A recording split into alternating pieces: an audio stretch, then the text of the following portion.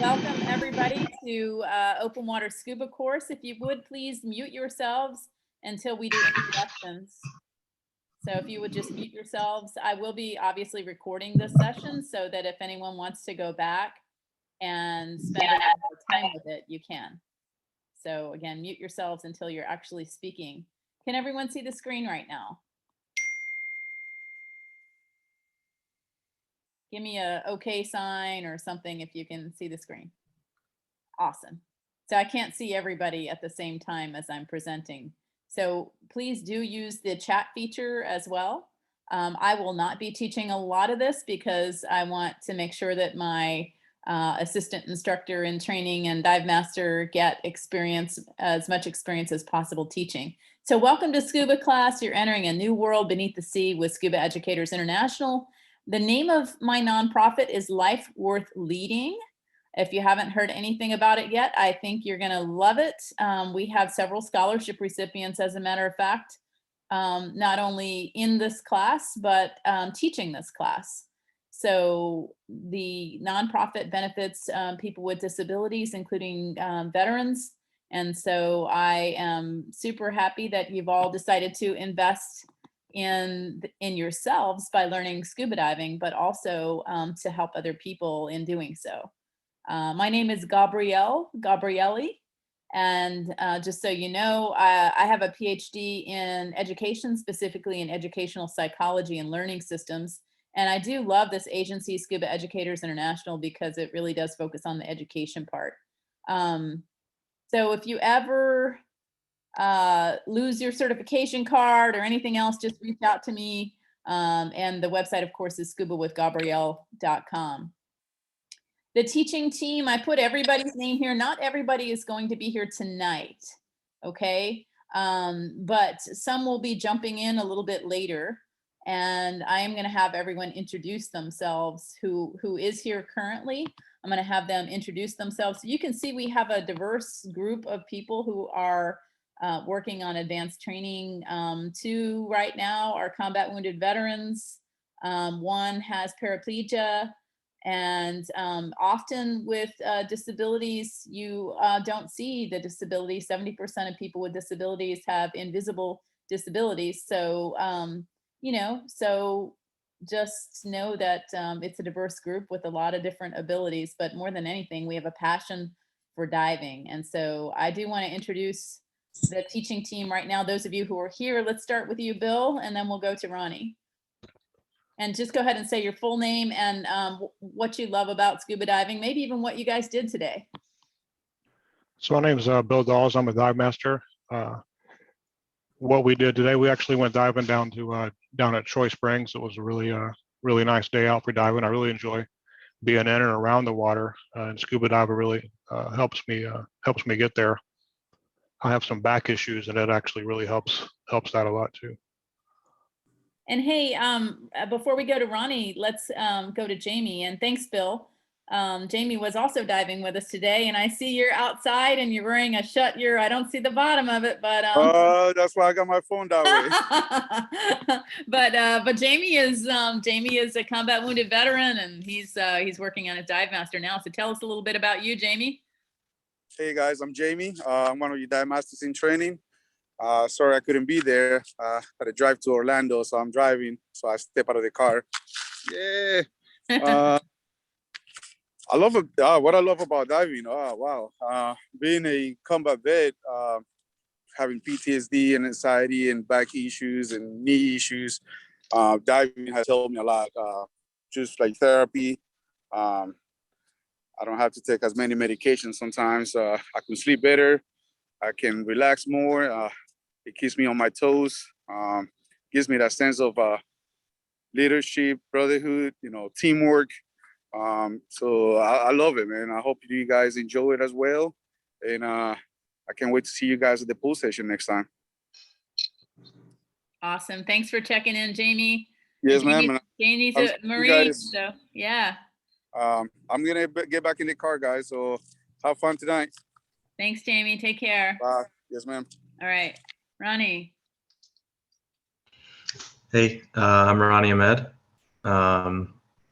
I'm working on assistant instructor right now. I'll be finished next weekend after I do the pool session. Well, we haven't. Okay. No, you've got to do the open water with these guys first. So. Okay. But it's whenever we do our soon. pool session, whenever we do our pool session together, I'll be an assistant instructor and then get to work on instructor. But I've been diving for 5.5 years. I have advanced nitrox and all that kind of, fun stuff to help me go cool places.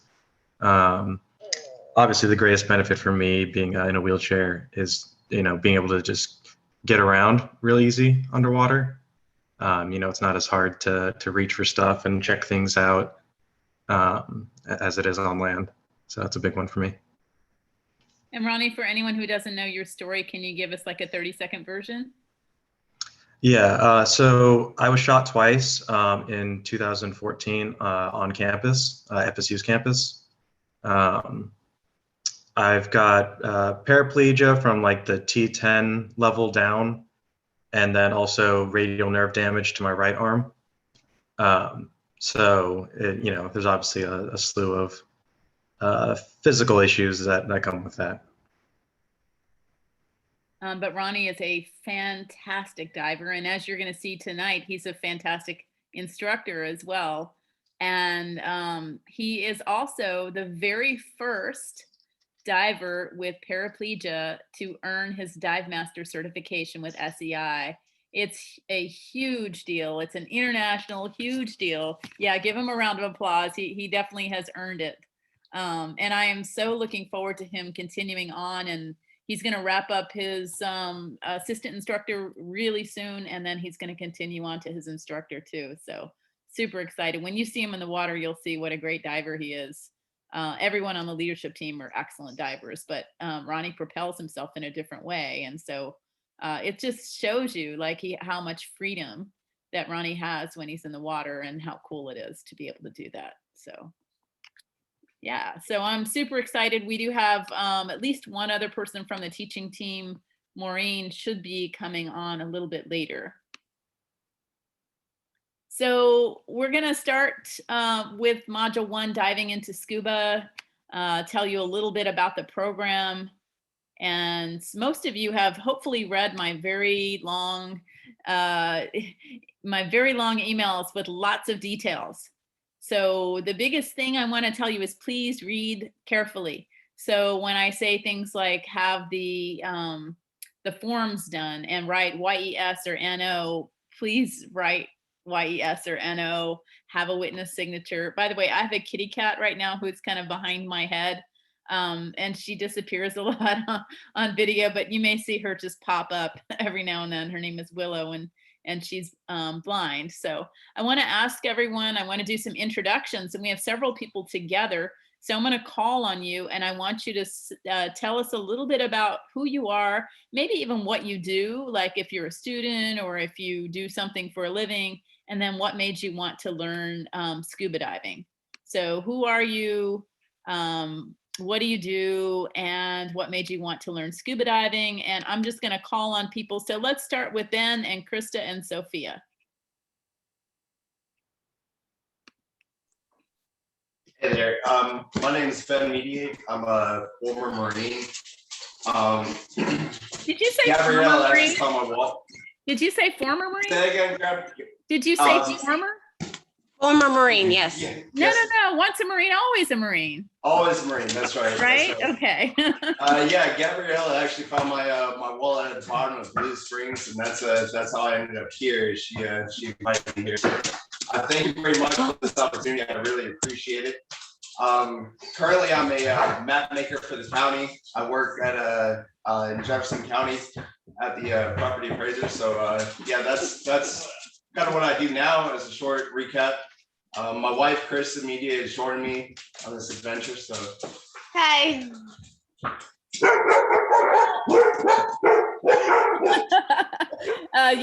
Who's that?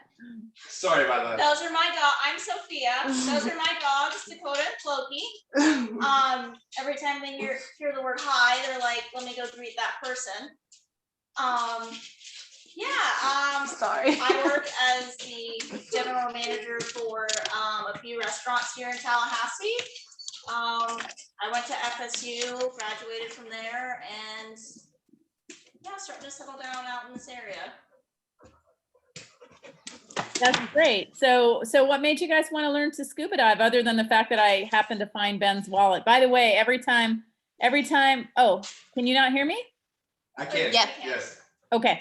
Every time I dive, I do find a lot of things, like a lot of things, because I'm very aware of what I'm looking at. And so I have found people's watches, wallets, phones, you know, glasses, you name it. And I always try to get them back to people, but it really was a wild story. I happened to see on his driver's license, it said veteran.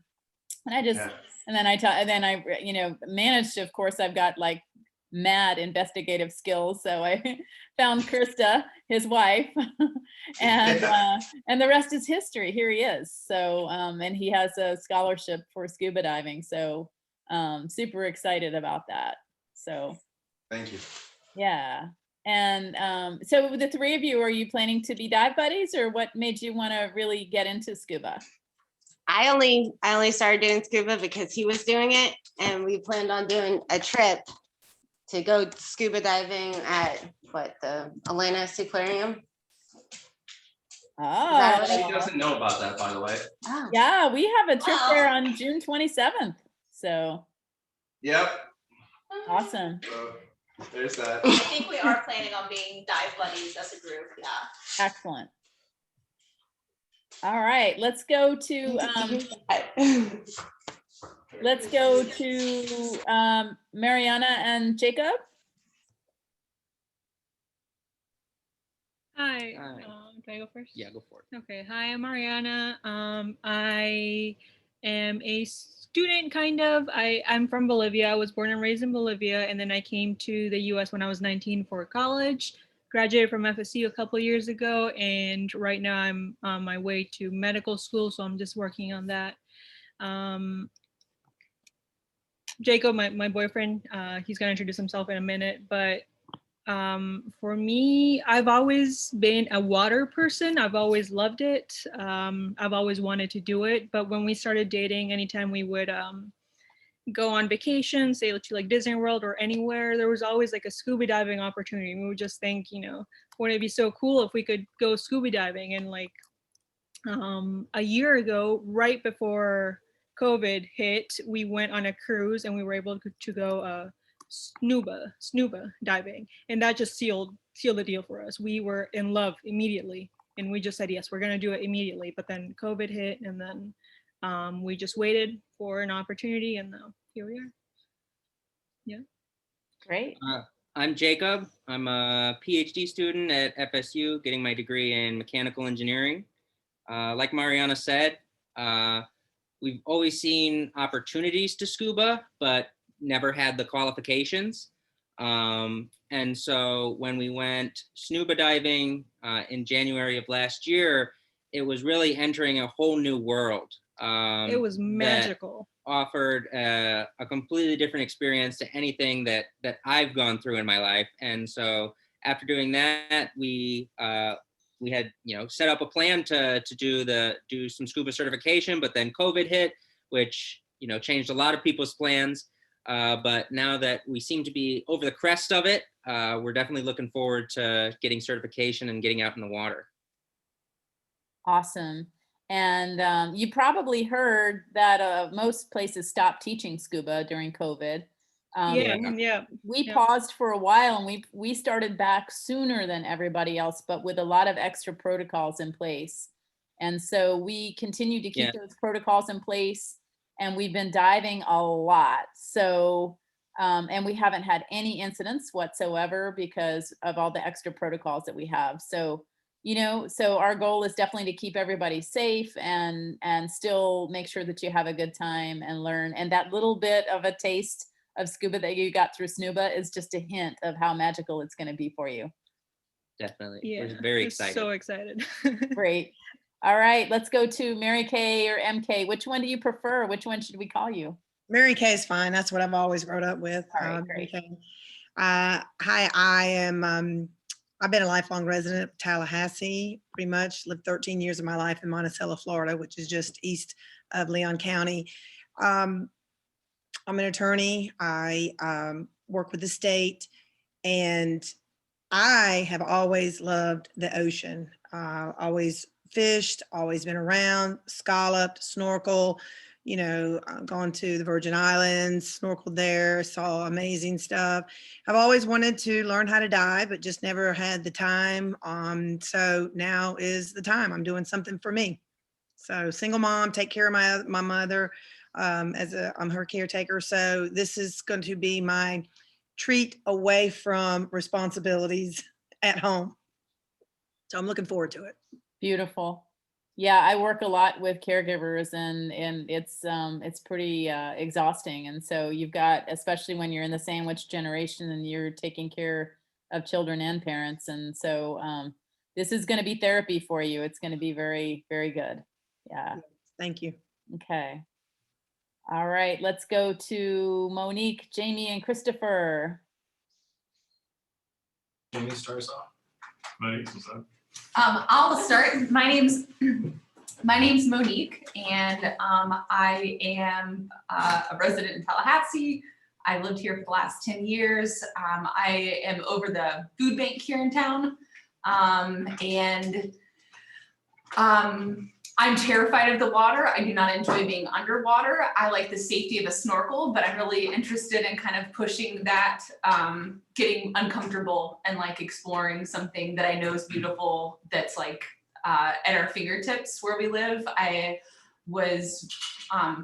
spend a lot of time outside. The outdoors is like my healing space, and I love the water. We were at Wakulla Springs. I'm still wet from getting out of the water. So I love those things, and I'm excited to kind of enjoy other activities in our beautiful state. And I'm just really grateful for the opportunity to be here and to like make this a priority and make the time to do something like this for myself. So thank you, Gabriella. Thank you. And that's awesome. Let me just say a little something about what you said. For anyone who doesn't know, this is not what I do for a living. I do this out of the passion for the sport and the desire to help people transform in really profound ways. So something you said, Monique, really struck me. You said that you're doing this despite your fear. And I say that fear is false evidence appearing real, or face it and rise. And so you've chosen to face it and rise, and profound things happen when you do that. So what do I do for a living? By trade, I'm a leadership coach, speaker, and trainer. And so you're all going to get leadership lessons built in to your scuba lessons. And so a lot of times in the water, things will reveal themselves, things will be apparent in the water that are not apparent on land. And so my personal quote is, true transformation to leadership begins when people overcome fears and self-limiting beliefs to get out of their comfort zone and into their strength zone. And so get uncomfortable, and really awesome things will happen in your life. And who's that cutie? I'm Jamie. That was good. This is Hal, and he's Christopher and our friend Elizabeth's son, and he's the sweetest thing in the world. Aww. So we especially love animals, but we welcome children too, right? We all have animals, and we're like, so if you have a cat or dog, or anything else for that matter, Ronnie's got a snake, and anything you have, we enjoy. But yeah, cute kids are nice too. So we have a cat and a dog, and they will both make an appearance at some point while we're doing this Zoom work. Awesome. All right, now to your cute husband. Thank you. Hey everybody, I'm Jamie Van Pelt. I'm the president of a PR firm in town, ESP Media. First of all, let me just say thank you to all the veterans who are who are in this class with us and teaching with us. Thank you for your service and your sacrifice. And we appreciate it every day. Don't let Monique is my wife and my much better half. We've been married a little under a year now. Time flies or goes very slowly depending on how you look at it. But she's an adventurer, and so she drags me kicking and screaming to all of our adventures. And so this is one of them. Frankly, we were at my cousin's wedding in Atlanta about 3 weeks ago, and she went to the aquarium, and then Alan Hanstein commented on our Facebook post, and Gabrielle was pulled into the conversation. Gabrielle, we know each other from a different life, basically said, hey, we do a trip to go scuba there in a couple of months, so get certified and come with us. So here we are. So it's kind of not necessarily a lifelong dream of mine or anything like that, but I'm super excited and ready to go. So looking forward to, also Ronny, good to see you again. It's been a while, man, good to see you. Excited to learn from you as well. So anyway, that's it, that's me, and I'll pass it over to Christopher. Cool.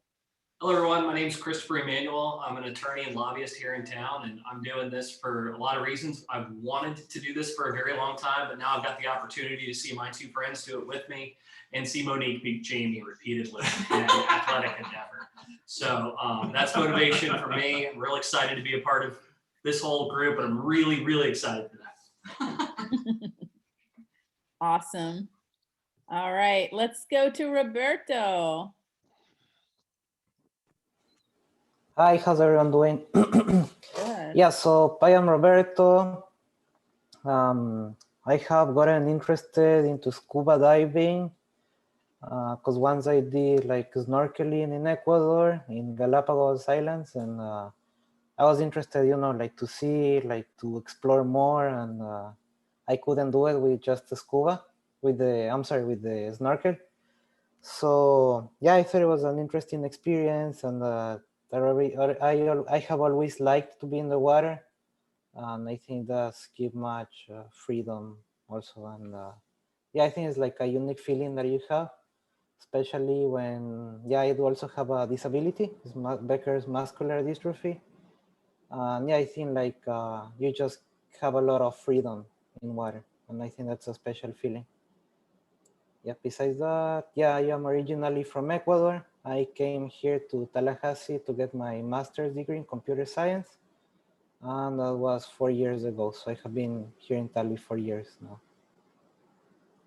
Wonderful. And Roberto got to try scuba at a recent Sportsability event. And one of the fun things that happens when we let people have an experience of scuba is initially they're afraid, right, Roberto?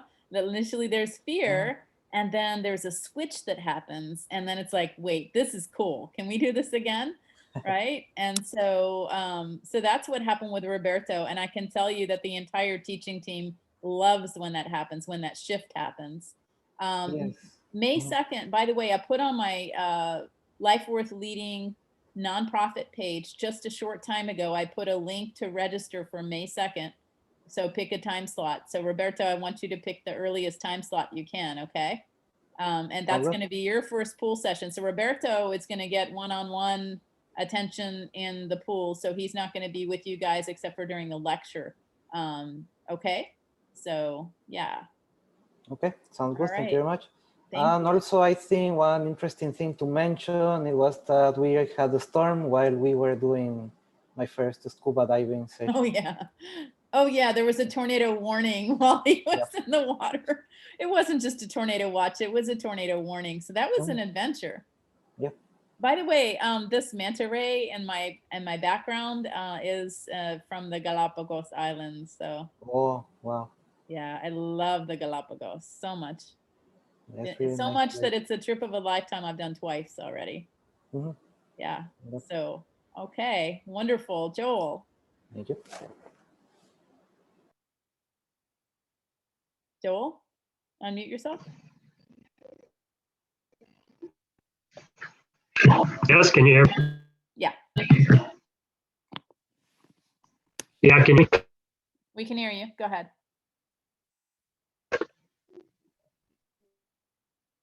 Hello. We could hear you. You. He looks frozen. All right, can you hear me now? Not very well. Yeah, Try turning the I think I video got off, spotty Joel. Wi-Fi. Try turning the Yeah, I video got off. spotty Wi-Fi in my. Yeah, whenever you have spotty Wi-Fi, try turning the in my video video. off. And often that'll help. Oh, okay. Oh, okay. We can hear you now. All right, is that better?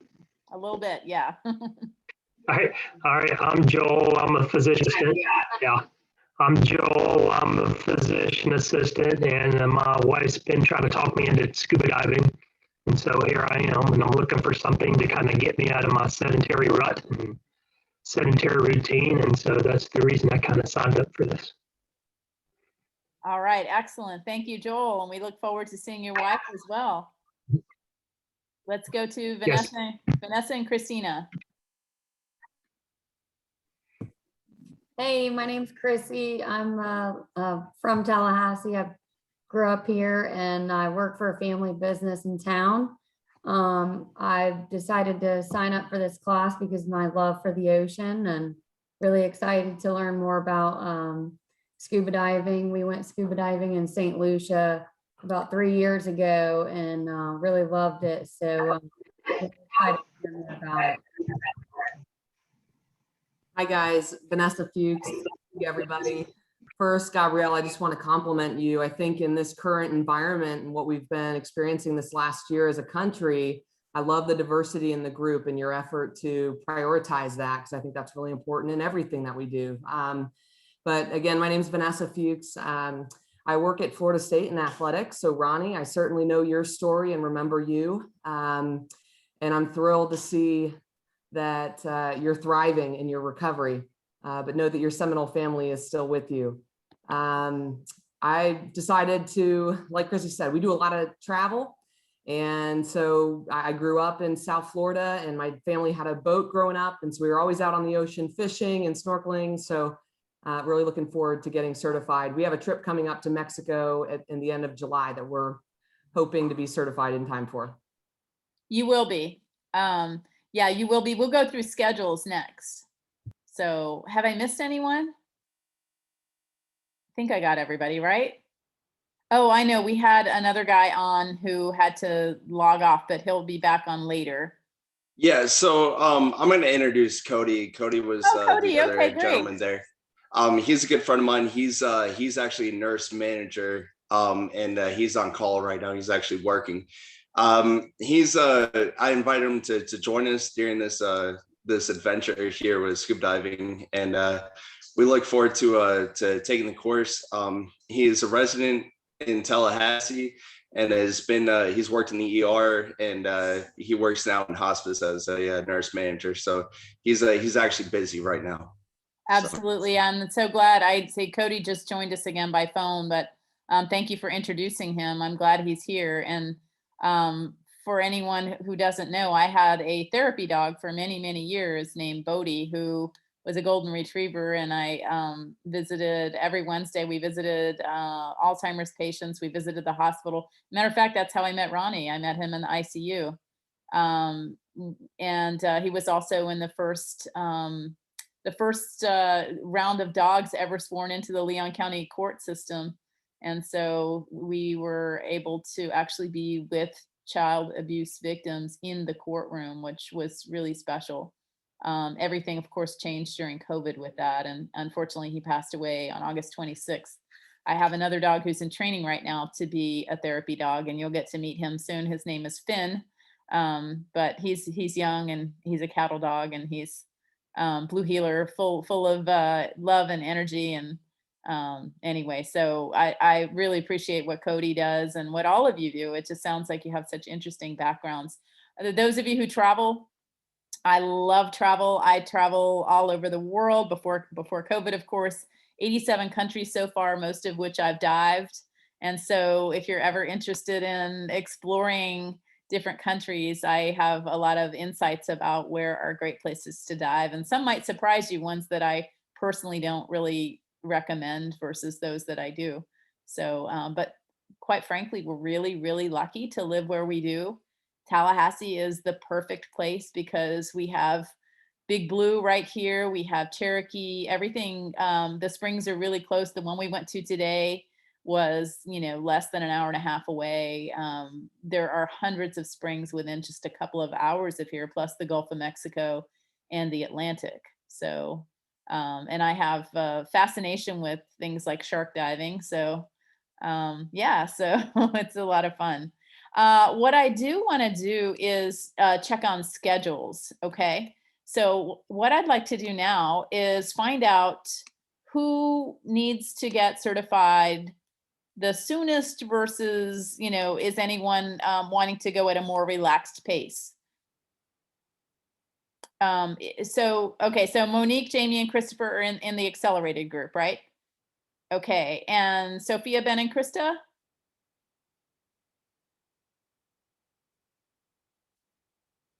We can wait. We're not planning any trips until August All right, timeframe. so I'm just gonna put right now, I'm gonna take some notes here. Okay, I'm gonna make sure that Jamie, Monique, and Christopher are in the accelerated class. Anyone else? I wanted to go Okay. to I wanted to go in July for lobster. Oh yeah, no, everyone will be done by July, but Excellent. Okay. yeah. Okay, so shall we go ahead and look at our schedules then? Let's look at our schedules. So let me explain the process. Typically, how many of you have not gotten the books yet? Okay, so typically then it's going to take a couple weeks before we have our next lecture, so that you'll have a chance to read the book. Those of you who haven't gotten the book from me yet, please get with me like tonight and let me know what your schedule looks like, because I'm actually out of town, but I can make arrangements and leave the packet for you on the front porch or something, but you have to let me know because I'm leaving at 4:30 in the morning and I'm gone all week. Okay, so please message me tonight so you can get the books. Now, typically what happens is we have 3 lecture sessions. So our next lecture session would be about 2 to 3 weeks after today. So with the earliest we would have it would be, the 9th. And it'd either be the 9th or the 16th. We do have a scuba trip on the 16th to Panama City though. So how does everyone feel about the evening of the 9th to do the next lecture? Is that good for everybody, or does anyone have a problem with it? That's Mother's Day. I'm open, but I just wanted to point that out. Yeah, it is Mother's Day, but it'd be in the evening. Is that good with everybody? Mother's Day is going to be kind of hard for us. Even in the evening at 7 o'clock? That's probably when we're going to be gone, honestly. Okay, so the following week we have a trip to Panama City, so that's not doable. And I'm just wanted to check in with everybody. Is Sunday the best day for everybody, or doesn't? Yeah. Okay, so let's look then at the 23rd, May 23rd, Sunday, May 23rd. Good. All right, I don't hear any objections, so we're going to make it the 23rd. Then typically we have the exam the following week. So how is the 30th?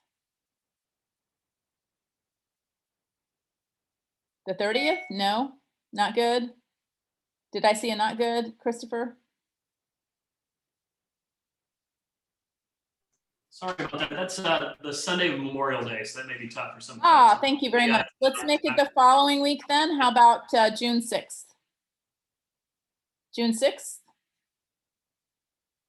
that work for everybody? Okay. Hearing no objections, I'm going to go with June 6th. So we now have our lectures. That third one is going to be the exam.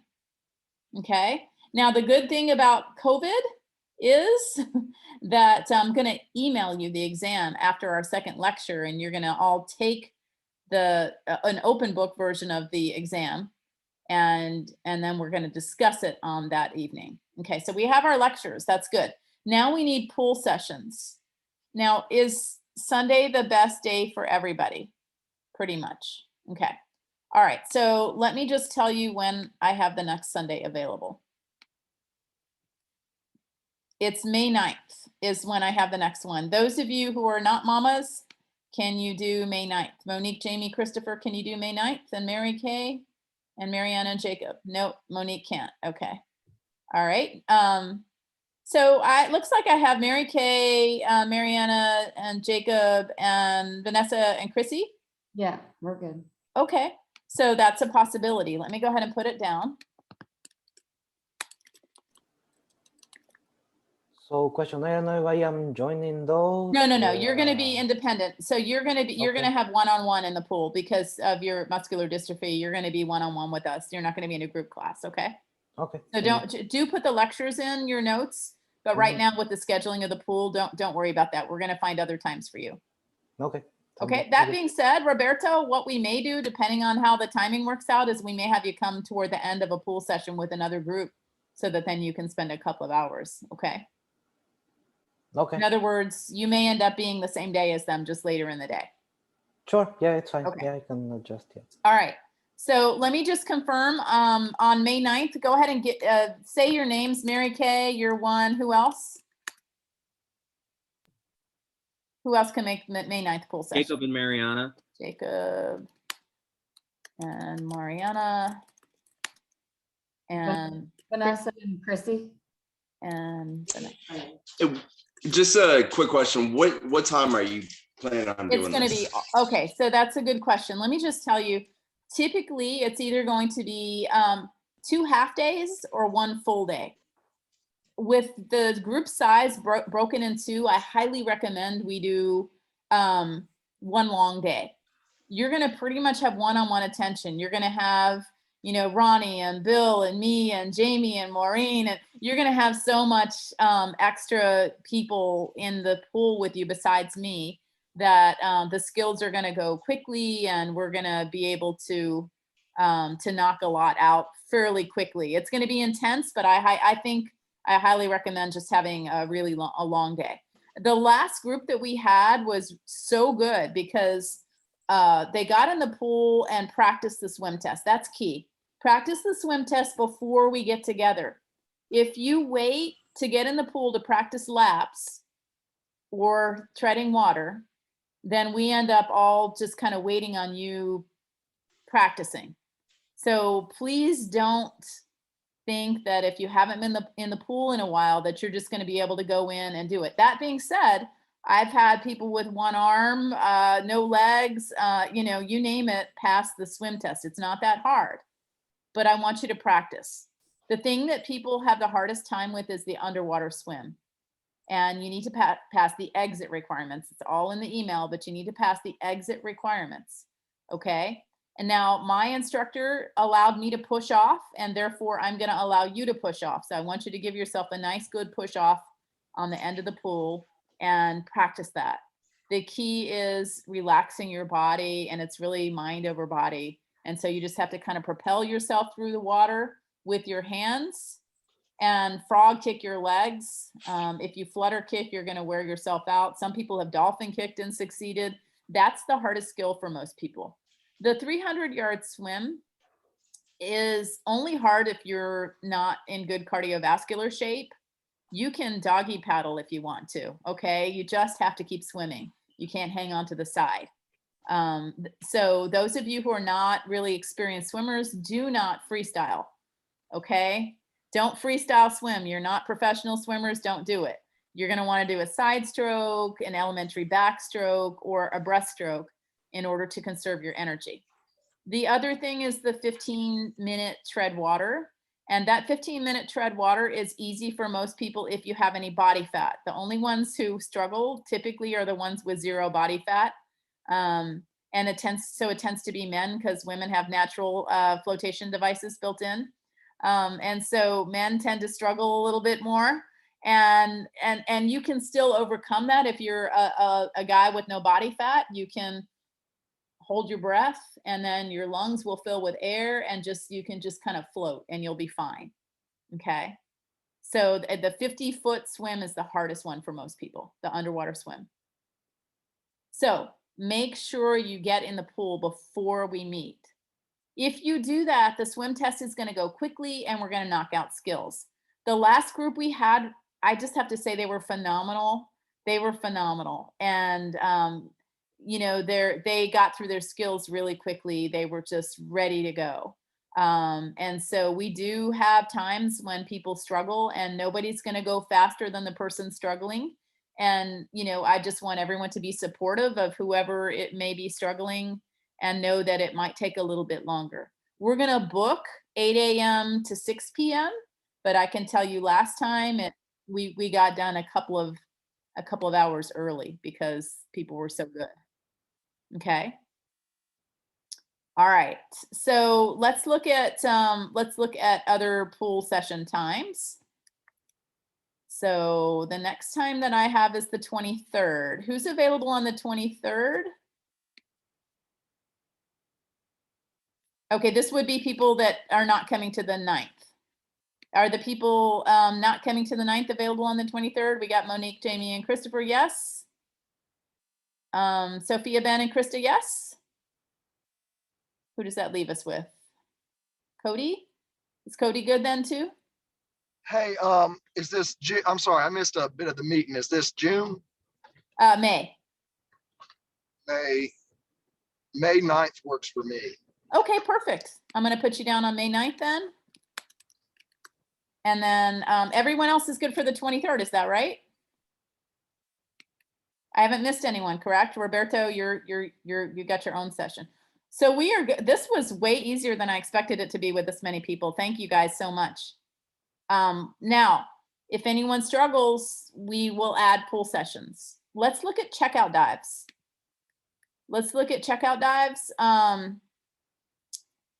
Let's see.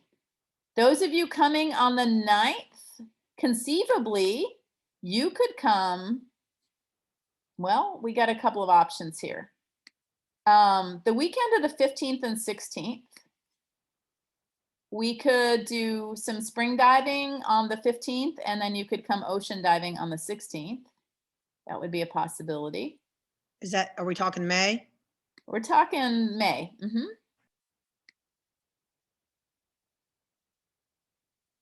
So those of you in the 9th pool session, how is your schedule on the weekend of the 15th and 16th?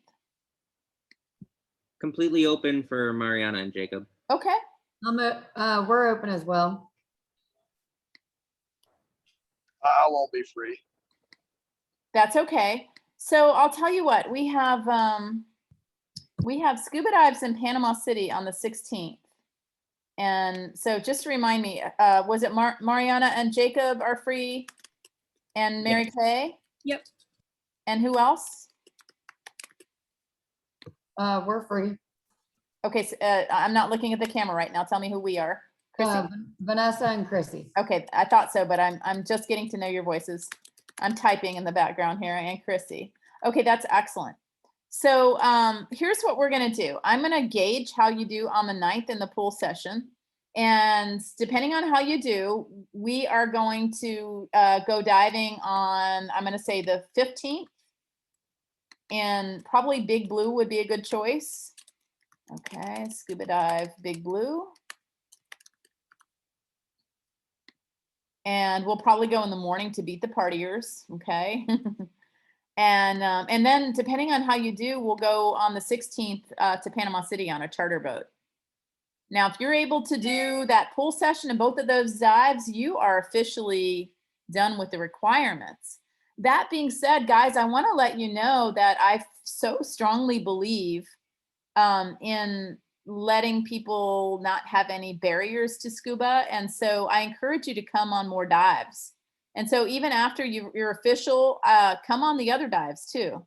And so are we discussing pool section or lecture on the 23rd? We're doing both. Okay. We're talking about, just like today, we went diving today and here we are in the nighttime. And so, yeah, it's a long day together. But you know, the nice thing is if you want to get certified quickly, it's a great way to get things done. Okay. So, so we have plans now for the people on the 9th to dive on the 15th, not everybody, and that's okay. Not everybody, and that's okay. The 15th and the 16th. And listen, I'm going to come back to it because I do often have some weekday diving availability as well. I have some flexibility. So if anyone needs to do an extra dive or something, I can often say, hey, let's just go to Big Blue today. Yeah, Big Blue or Cherokee, something really close that it only takes a few hours out of our schedule, which is nice. So let's now look at the people who are going to be on the 23rd pool session. How's your availability on the 30th to go scuba diving? Okay, Sophia, Ben, Krista, or yes? No, I will be out of town, and I think Ben and Krista are as well. Okay, so that's a no for you guys. Correct. All right. So let's look at the 30th. Oh, did I say that? Did I just say the 30th? I'm sorry. Did I just say the 30th already? Okay, let's look at the following weekend. June 6th. June 6th. Okay, we got a yes from Sophia, Ben, and Krista. So that day we would take the exam, but also do our open That's right. dives. Yep, we're gonna pack it all in. Yes. Yes. Okay, the three of us are a yes. Okay, so hang on just a second. I'm gonna go ahead and put this in my calendar. I'm gonna write down everybody's names. Okay, so we've got, go ahead and just tell me again. It's Ben, Krista, and Sophia. And who else? Sophia, can you ask that question? Do we have to do the open dive in the spring and the ocean? So typically I like to do the first set of dives in the springs for everybody because there's more control over it. And then I like to do the second set of dives in the ocean. And when I say set, every day that we dive, we're gonna do 2 dives together. Okay. So when we go to Big Blue, we're gonna do 2 dives. It's not gonna be super long dives because it's colder water. You know, so we might do 25-minute dives each. But you're gonna feel a lot more comfortable in the springs. It's gonna be easier in the springs. And then when we go to the ocean, you're gonna be ready for the ocean because the ocean has some, you know, some additional challenges like current. That being said, I absolutely love the ocean. Okay. So on the 6th, we have Ben, Krista, Sophia, who else? And that would be the spring dive, correct? Spring dive, yeah, probably Big Blue unless we want to be adventurous like we were today. We went to Troy, but who else? Just Ben, Krista, and Sophia. We have a little bit of a scheduling thing.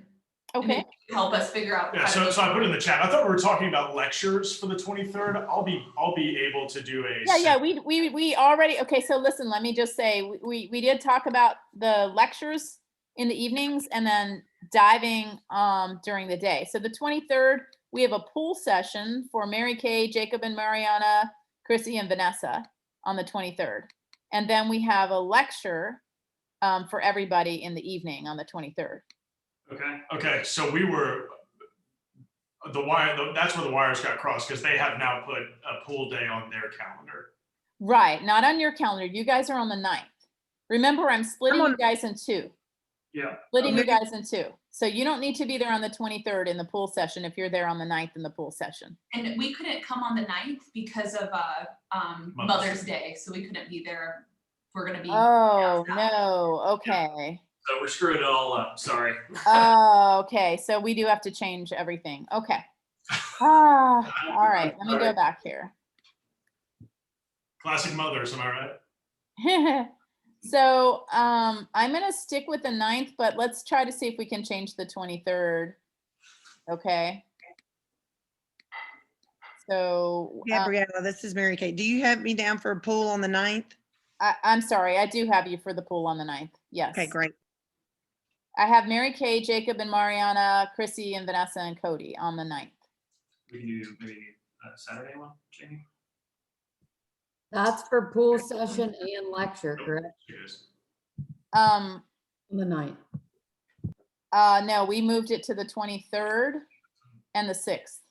The 16th. That's because it's Mother's Day. Some people can't make the 9th at all. Okay, guys, let's go back to the pool session. So those of you who are not in the 9th, we need to find a common day that works for everybody. What about the 6th? What day, please? June 6th. June 6th is when we were gonna dive with Ben, Krista, and Sophia at Big Blue, but we can definitely change that because we haven't really firmed that up yet. So yeah, we can do June 6th. Does that work for everybody who's not in the 9th pool session? we screwing this up for everybody? It's okay. If it works for everybody who's not in the 9th pool session, was that going to work for everybody who's not in the 9th pool session? Okay, so tell me, so say your names. I'm going to go ahead and take notes. Who's in June 6th, please? Christopher, Jamie, and Monique. Christopher, Jamie, and Monique. Who else? Just I know I'm missing people. Who else?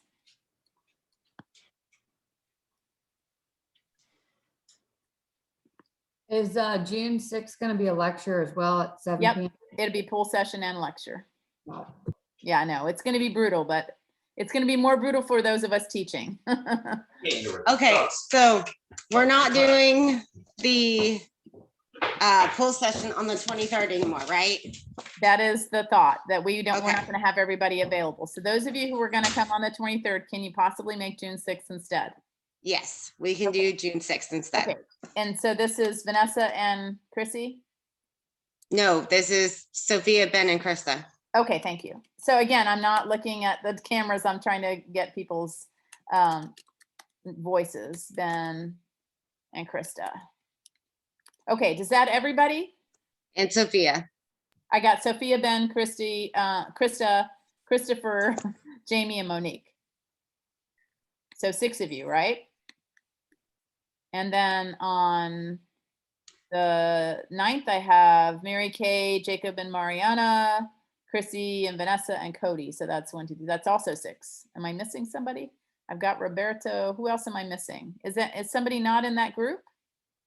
I think the other gentleman left. Who left?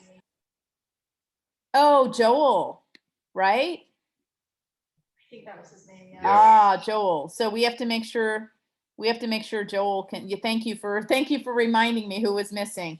I'm guessing his internet died on him, and so I'll try to reach him and make sure that he can make one of those dates. Okay, now we have our pool sessions set. Let's go back to more diving. So, Hey, before you move forward, can you actually switch me to the 6th? who's me? Who is that? Cody. Cody, absolutely. Yes. Hang on. Just a second. All right. Let me switch. This is buddy. Okay. I was so proud of you guys in the beginning. I'm like, man, we did really good. We got everything nailed down so easily. Okay. So proud in the beginning. I know. And now what are you? Now it's all confusing, but it's okay. I'm taking notes. Do we have anything on the 23rd now or no? No, we're good on the 23rd. So those of you, we can dive if you want. Those of you who've already had your pool session. So, but right now we're going to leave it as is, and let's look at the people on the 6th. When can you dive? Can you still dive on the 13th? Yes. Okay. So I've got Ben, Krista, Sophia on the 13th. Who else? Monique, Jamie, and Christopher. Perfect. Monique, Jamie. What 13? What's happening on the 13th? Because Sophia, Ben, and Krista didn't agree to anything on the 13th yet. Oh, I'm sorry. All right. We got a dive session. Hold on. Let's not talk about 13. Okay, I had Big Blue on the 13th and I erroneously put you guys down for it. So I've got Monique, Jamie, and Christopher. You guys can't make the 13th? No, we can. We can. Oh, you can make it. Yep. No, we cannot make, Ben, Sophia, and Krista cannot make the Okay, 13th. guys, at all. I'm not looking at the camera. I'm taking notes. So all I'm hearing is we can make it, we can't make it. So Ben, Krista, and Sophia cannot make it, but Monique, Cannot Jamie, make and it. Christopher Yes, can. you're correct. Ben, Okay. Sophia, and Krista cannot make it on the 13th. Okay, how about you guys can only make Sundays, is that right? Do Saturdays. We can do Saturdays. Ben, Sophia, and Krista can do Saturdays. Monique, Jamie, and Christopher, can you? Some Saturdays, absolutely. How about the 12th? That works for me. Yeah, let's do it. Yeah, that's fine. Okay, so Say the time, day one more time. So Saturday, the 12th, I have Ben, Krista, Sophia, Monique. Nope. We cannot do, Ben, Krista, and Sophia cannot do the 12th through the 19th. Okay, how about the 20th? Yes. Yes, we can do Ben, Sophia, and Krista can do the 20th. All right, we got the 20th. The only thing is, none of you are coming on the Georgia Aquarium dive, right? No, we will not be We're there. gonna, Monique and Jamie were gonna try to, and Christopher. Okay. But if we do it on the 20th with them, the next weekend would be the Georgia Aquarium dive. You'd have to do one more set of dives before then. So I'll tell you what, you guys tell me when you're available and we'll just do some dives with the 3 of you too. How about the 13th and the 20th? Perfect. We'll pick a different set of springs. Or the ocean. We might do the jetties or something. Let me You just. mean where the sharks are? Tiny fish. Jamie sharks not there. available for the shark dive. There's no sharks there. Okay, so, and again, that was Jamie, Monique. On the 20th and the 13th, is that what she said? Yes, the 13th and the 20th for you guys. And the times were 8 a.m. until 5? So it kind of depends where we dive, right? So if we dive in Panama City, it is going to be pretty much a full day kind of thing. If we dive at Big Blue, it's going to be like 4 hours tops, including commute time. If it's Troy Spring, it's going to be like today, we left at 8. We were back by, was it 2 something in the afternoon? So it just kind of depends where we decide to dive. Blue Grotto is an awesome place. We haven't mentioned it yet, but World's Friendliest Turtle. If you go to my YouTube channel, you're going to want to dive there. That's a possibility. But what I can do, guys, is at our second lecture, or even, you know, in the pool session, whatever, we can talk a little bit more about where exactly we're going to dive. I'll put some possibilities out there. If you guys want to save money, all the state parks are free. We can dive the jetties instead of on a charter boat. If you want the boat experience, it's really wonderful. It'll give you probably more a taste of what you're going to be doing a lot of. Of course, there's a charter boat cost associated with it, but it's really, really cool. So we can talk about where later. I just want to at least nail the dates down. Okay. And we can add more dates. In fact, here's what I often do. I'll put like these dates in the calendar. And then I'll say that I want to go diving the next week or something. Does anyone have time during the week? Here's the cool thing. We live in a great place and the sun sets later now. And so we can actually get a dive in before the sunset at Big Blue. We could meet after work and get a dive in during the week. So, you know, that's a nice thing. Okay, so we have a tentative schedule. Everyone has two days to dive, right? Okay, cool. And those of you doing your earlier dives, you can come on the later dives too as already certified divers. Okay, so Sophia, Ben, and Crystal only have 1 day to dive. Okay, we got to find more for you then. So let's see here. We have you on the 20th.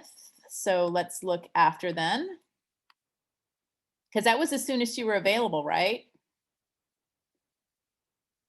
I'm sorry, say it one more time. That was the earliest you're available? The 20th? Yeah, so Yes. you don't have any availability from the pool session on the 6th. You don't have any availability until the 20th, is that correct? Correct. Okay. What if are you working Friday the 18th? Could you? Okay.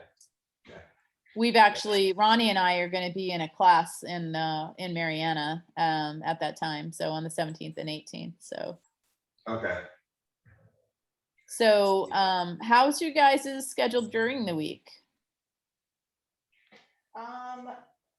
This is Sophia. I'm typically free Monday, Tuesdays. Okay. I have Mondays off too. Oh. Mondays and Tuesday evenings are not good for us because we have children in various sports that take up our evenings.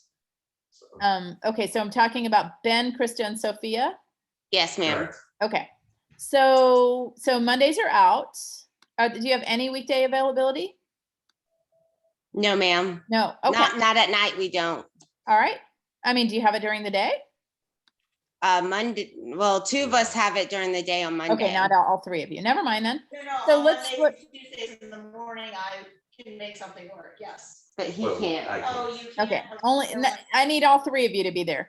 So let's look at June. I was going to say July 4th. We won't do it on July 4th, right? Saturday the 3rd. I'm okay with Saturday, July 3rd. Me too. For you? So three July of you 3rd. available? Saturday, July 3rd works. Okay. We're not going to go anywhere touristy that day, okay? Because we're not going to Panama City then, I can tell you that. We'll pick That's a fine. spring. Big Blue works good for us if that works for you. Yeah, I just don't want, I'll make a note, and I don't want to do, you know, both sets of your dives in the same place. So I'll make sure that we mix it up. Okay? Okay. All right. Okay, now everybody has 2 sets, right? Shoo, that was hard. Okay. I will follow up with a really detailed email. Please read the email, and don't forget to message me tonight if you want to get your books. And I will leave them like on my front porch for you to pick up. What is that adorable thing you're petting, Mariana? Aw, how cute. Her name is Eclair. Aw, Little rescue dachshund. Adorable. All right. Okay, so I think we have our schedule. I will send a very detailed email. It might not be tonight. I've got to hit the road 4 a.m. wake up. So I'm not sure that it'll be tonight, but it'll certainly be by tomorrow night. I'll have a detailed email to everybody. So you already know the time and the costs and what's included, right? Requirements for certification: 2 days of scuba diving with 2 dives, scuba dives on each day, plus a snorkel, a skin dive on one of those days. And it's accomplished during the surface interval, so it doesn't take a lot of time. So why SEI diving? Is that a kitty cat you have, Monique? Aw, that's a big kitty. Super cute.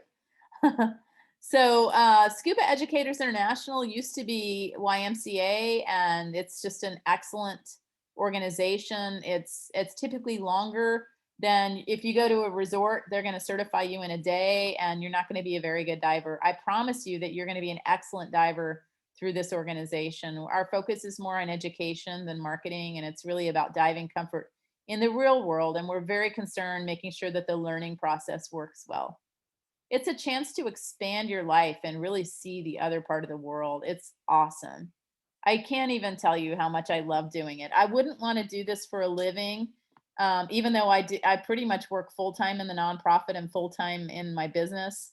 But I wouldn't want to do this for pay. By the way, all of us on the teaching team are unpaid volunteers. We want all of the money to go to funding more scholarships. So, but the reason that we do it is the passion for the sport. It's so awesome. And it is actually kind of physical and emotional therapy. So I'm going to toss it to Ronny at this time. Ronny's going to take over teaching, and then Bill's going to do some teaching, and Maureen is going to join us a little later. So any questions so far before Ronny takes over? Okay, great. I'm going to mute myself then. All right, can you guys see that? Okay. So does anyone know what scuba means? Self-contained underwater breathing apparatus. Very good, yes. So who do we have to thank for this? Oh, I'm sorry, it's Mary Kay. Oh. Jock Stowe. Yeah, exactly. That was perfect. Thank you, Mary Kay. So there's a picture of Jock. So this is going to be our intro into the world beneath the sea. So suspended and weightless. So like we were mentioning earlier, someone like me especially who has a lot of back pain and spasms and whatnot, being suspended and weightless has a lot of benefits. And there's also some research to show that breathing, just being under pressure and stuff like that can help alleviate pains and help with PTSD and all kinds of stuff. So on a living coral. So we are very lucky in Florida that we have one of the largest barrier reefs in the world. It's gorgeous. It holds amazing biodiversity. We could spend hours talking about the just amazing qualities of coral and just its aesthetic beauty as well. So here's our course outline. So the book, Learn Scuba Diving by Tom Liard. We have classroom sessions, an introduction, challenges going underwater, tools needed to dive, skills needed to dive, underwater environment, dive planning and safety, that's going to be a big one, diving opportunities, and then transfer knowledge in our exam at the very end. So we also have pool trainings and overwater dives, which we have already talked about. So here's some important stuff. We've got some different parts of the diving community. So we have manufacturers and retails. The one that we use in town, the one that we recommend is Coral Reef. We used to have another one, but I think unfortunately they went out of business. They're obviously hugely important to us, from cylinder fills, equipment checks, because we have to, there's regulations and whatnot to keep up, certification and warranties. So we have training agencies, all different types of training agencies. And then, like it says, resorts, dive guides, just some of the other ways to get introduced into diving. Obviously, this will be a little bit different than a resort scuba course. We also have clubs. So we highly recommend joining the Scuba Friend group on Facebook. I'm pretty sure Gabrielle's already talked about it, but we do a lot of the planning through Scuba Friends. Even if you're kind of like a lone diver, you're just like looking for a quick, like the next day or whatever, looking for someone or somewhere to go diving. It's a great place to post and get all kinds of answers and help. There's also liveaboard boats where you actually are on the boat and you go diving from the boat day after day. Those are obviously very intense and also very, you get to see a lot of stuff in that time. So we also have the Certification C card, which has worldwide recognition and ensures completion of training. So for our diver training, we have the classroom pool training, like we've mentioned, open water training, 2 days, 5 dives, and then the options, different options for open water dives, like we mentioned, fresh, salt, boat, shore, all kinds of stuff. So certification, this will certify you as a open water diver.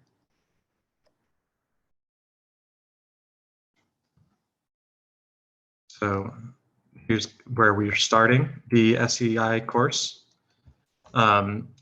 So we have the introduction, and then most people will start with the open water diving.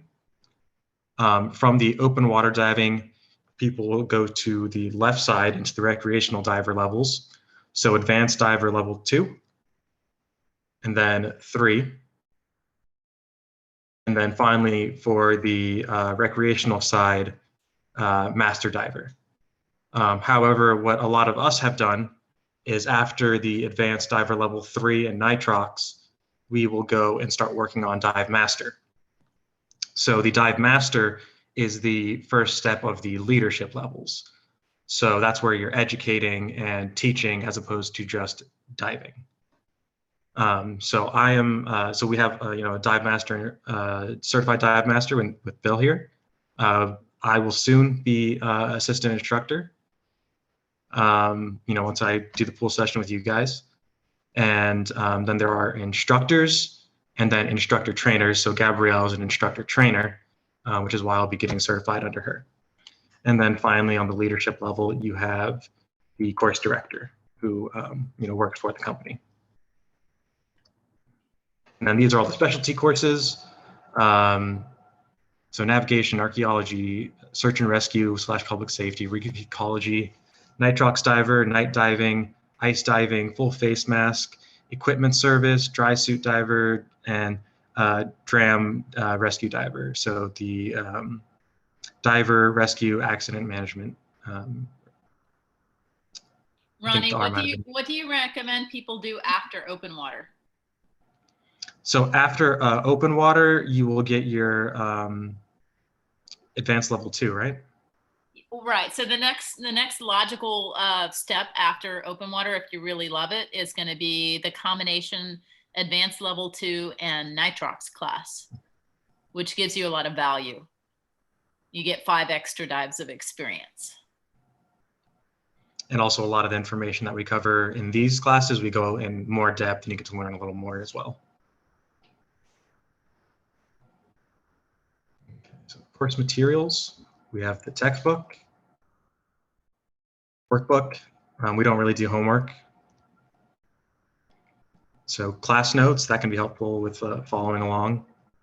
And then logbook, this is probably the most important one. It's how you keep track of everything, especially if you want to go into advanced certifications and education. And if you start now, it's easier if you do good notes now than to try to catch up later. And then most importantly, actually, is the dive tables. So that's how you do, you figure out your dive times and all that stuff, but we'll get to that because it is a little complex at first, but once you get it, it'll make sense. Okay. So like I said, like we said earlier, you know, you have medical requirements. So, you know, make sure you fill that out fully and properly. The beginning of diving. So free diving dates back to the 3000 BC, you know, foraging for food and resources along the coast. Air compressor was invented in 1837 and used with helmet divers. However, there were limitations with that, having to do with pressure and whatnot. But Jacques Cousteau in 1943 made the demand scuba. So, and the first YMC instructor course was in 1959, with Y Scuba becoming SEI diving in 2008. So are there risks? So dealing with pressure, the two big issues that we're gonna be facing is decompression illness and body air spaces. So this is why we have the need for training. You know, this is why we follow the dive tables. Unfortunately, a lot of people don't even get trained on it. And hopefully we can show the importance of understanding the dive tables. And then keeping yourself refreshed, like I said, or like we showed back in the previous image, at the bottom, there's that refreshed intro course. So if you haven't been diving, you know, at least a couple times a year, might want to get a refresher course to make sure that you kind of remember all your valves, some of the, you know, finer details of scuba diving that not everyone knows of. And then contraindicators. So this is anything that's going to prevent you, kind of we were talking about before with the approval from the doctor. You want to make sure that you're healthy and safe to go diving. And then our goal and your goal hopefully is to minimize risk and maximize enjoyment. You know, we want to have fun, but we also want to be safe. So eliminating the biggest risk. Always exhale on ascent when on scuba. Never hold your breath. So that has to do with the air spaces that we were talking about earlier. So some of the issues with holding your breath is, you know, like lung problems, decompression, or like barotraumas to your, you know, thoracic cavities and stuff like that. So Diver Alert Network. This is very important within the diving community. It's operated out of Durham, North Carolina, and it's Divers Helping Divers. So we call it DAN. It's the Diver Alert Network. They will help you with anything. That's where we get our insurance through. They will answer any questions you have about medical needs or what to do, how to handle a situation. They, you know, they just know a lot of these specialty, you know, knowledge that most medical associates might not necessarily have. Not every doctor is a, you know, necessarily like a scuba certified, you know, or knows about scuba or how it affects the body. So your instructor is Gabrielle, is providing you with DAN accident insurance during this course. And then now we're going to move on to skin diving equipment. So first off, we have the mask, snorkel, and fins. So we have a couple different styles of each thing here. So some of the things to know, start with the masks first. You've got, different strap styles, different lens types. So the one on the left is dual, 2 separate lenses. The middle and the right one are single lenses, but the one on the very right has the peripheral window. So you can see out the side and stuff like that. Honestly, in general, we tend not to go, too crazy with the mask. What we're most concerned about is how it fits on your face. As long as it's creating a nice tight seal around your, eyes and nose, keeping the water out, especially at depth, that's the most important thing. Some of us with long hair will use special straps and stuff like that to keep it from snagging and ripping out all of our hair. But very inexpensive overall for that, little strap. So then we've got snorkels. We have a couple different styles of snorkels here as well. We do not recommend that second to the left one, the red one. It is a dry snorkel. And the reason we don't recommend it is because when it seals, it makes an air pocket, and that air pocket is going to pull you up. You can account for it, but it's just very unpleasant to deal with. And it's just unnecessary. It also prevents us from being able to do certain medical stuff, which hopefully you never have to do, but it's better to have that option than not. So generally we just tend to say, go for the real simple ones. I think the 2 in the center have drain valves as well. So at the bottom, they will actually drain water out, but that can make, again, certain scuba techniques more difficult to perform or impossible to perform, depending on the snorkel. And then finally, we have fins and boots. So there's, again, a couple different styles and different ways to not only hold it with your foot, but also like deal with boots and things like that. So I get cold real easy. So I wear like 4 or 5 different layers, as well as boots, gloves, and a hood. So we don't have any hoods pictured here, but I think we'll get to that later. So you can a couple different fin styles. You have the split fin, the kind of like boot style, and then the slipper style. Pretty much all of us use the, except for me, use the strapped one where you kind of like, I don't know, the ratchet, I guess, the fin to your boot.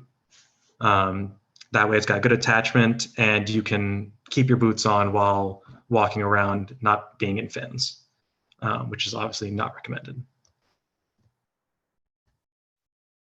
So like I said earlier, I kind of, I guess, jumped the gun a little bit, but choosing a mask, most important thing is fit.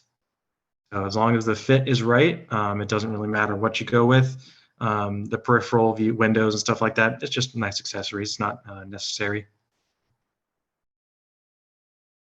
So the way that you'll do this, and they'll help you in store with this, but you kind of hold it up to your face without putting on the strap like this lady is. And if it stays suctioned to your face, you got a good fit. And you also have the option of corrective vision. So you can get specially made lenses to work with your prescription underwater. And then again, like I kind of mentioned earlier, these are the snorkels. So again, the one on the right is kind of more so what we recommend. Straight tube, simple, but works. Some people don't like using snorkels, but we highly, highly recommend it. Sitting on the surface, especially in the ocean, is rough. If you're in the freshwater in a spring or something like that, it's not like, necessarily a huge deal, but it's just for safety and stuff like that. It just makes a lot of things easier. And like I mentioned, certain rescue protocols, a snorkel can actually help.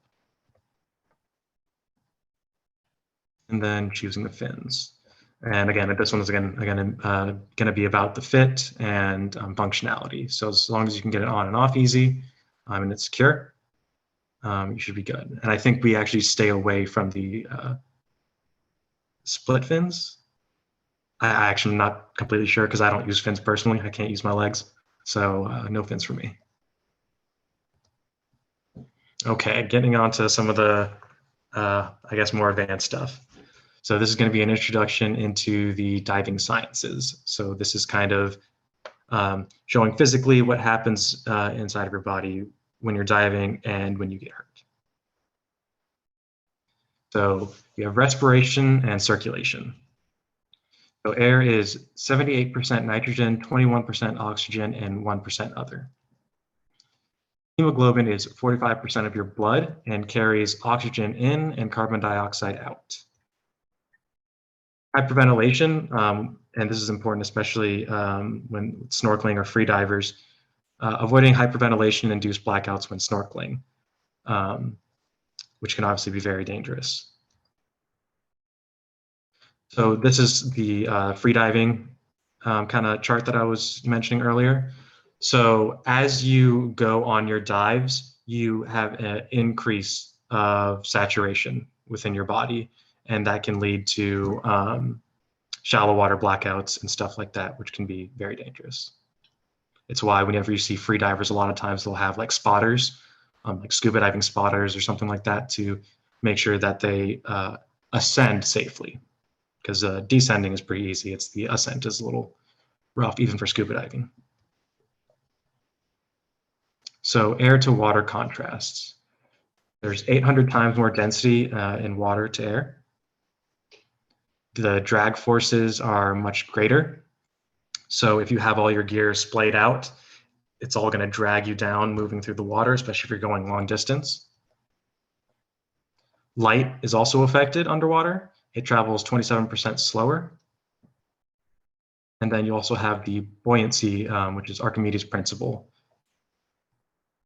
So here's some of the kind of like standard units is the way that I think of it. So you have 14.7, it doesn't say here, but it's PSI is equal to 1 atmosphere.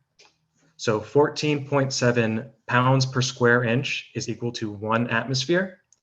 And the way that we think of it in like scuba units is for every 33 feet of seawater, specifically seawater, is equal to 1 atmosphere. So if you were down 66 feet underwater, under seawater, you would be at 3 atmospheres. We'll get to why it's 3 atmospheres and not 2, because it's absolute, but we'll get to that in a bit, I believe. So here's an introduction into Boyle's law and pressure. So in this diagram, basically what it's showing is you want to think of the top of the diagram as a balloon, essentially. So when it says full, it's just saying like a fully inflated balloon. And in this example, at the surface, it is at 1 unit. So you have 1 unit of air and it is full at the surface. When you take it down 33 feet or down 1 atmosphere, because of the compression of the water on the balloon, it compresses the gas inside of the balloon in half. So at the surface, let's say if it was 1 unit, at 33 feet, it is now half of a unit. And then if you were to go down further, it would be 1/3 of a unit. So the easy way to remember that is you just have to calculate atmospheres absolute. So the reason I said 66 feet of seawater was 3 atmospheres is because at the surface, you are at 1 atmosphere. You have the weight of the atmosphere sitting on top of you. So that gives you 1 atmosphere of pressure. That's how they come up with the unit. So at 33 feet of seawater, you not only have 1 atmosphere of water weight on top of you, you still have the atmosphere on top of the water as well.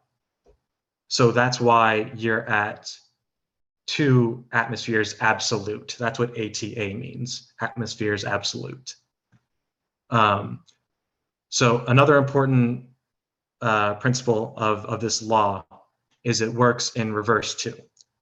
So when you take, so in just this picture, when you take the balloon at 66 feet, if it was a third of a unit, and you bring it to the surface, bringing it to the surface takes pressure off of the balloon because there's less water weight on it as you travel up the water column. So as the pressure releases, the balloon expands. So the balloon coming up expands, the balloon going down compresses. And the easiest way to think of that is just like the weight of the water pushing on or releasing on the balloon, depending which way you're going down. I know that was kind of a lot, but does anyone have any questions about any of that? Okay, I can't see you, so I'm not hearing anything, so I'll just continue on. I have a question. Yeah. So this analogy of the balloon, it would be equivalent like to your lungs that happens this on the pressure? Or is that happens in the cylinder? Can you say that one more time? Yeah, I mean, this thing that happened with the balloon would be the analogy of what's going on with the cylinder you have on your back? Or is it when you breathe with your lungs? So technically it's kind of both. So it kind of explains the reason it's so important to breathe. So kind of like how I mentioned before, when going down isn't, I mean, outside of like ear pressure and like, you know, maybe some like tooth pains and some more niche stuff like that, going down is pretty safe. It's pretty easy for most people once you kind of get used to it. Coming up is the more dangerous part, and that's kind of where we're getting into the medical portions of it. So if you were to hold your breath, a full lung full of air at depth, let's say you were at 66 feet, and you're not breathing, your lungs are already full, and you're releasing the pressure on them. So they're going to try to expand even more, but your lungs are already full. So they're going to get injured. Okay. So it actually happens within your cylinder and within your lungs, especially if you're holding your breath. Not necessarily as true if you're constantly breathing like you should be. Sounds good. Thank you. Good question, though. Thank you. Okay, so like I mentioned, you have the atmospheric pressure up top, and then the absolute pressure on the side. And this is what causes squeezes, whether it's in your mask, your ears, or in your lungs. So some of the other effects of Boyle's law is going to affect your breathing volume, your ear clearing, mask squeeze, and wetsuit compression, as well as pressure injuries. So this is just all has to do with basically just the relationship between pressure and volume, and that they're inversely related. So then we have Dalton's law. So this has to do with partial pressures. So as we said before, we have air in our cylinders, not oxygen. If we had pure oxygen in our tanks, we would actually hurt ourselves going diving. So we are diving on air, and the reason that we dive on air has to do with Dalton's law. So each of these gases produces a equivalent pressure according to its percentage. So we're at 1 atmosphere.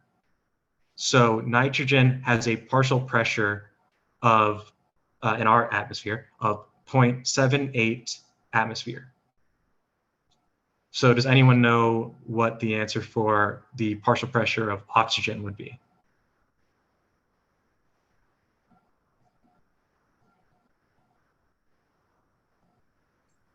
Is it So, 0.1?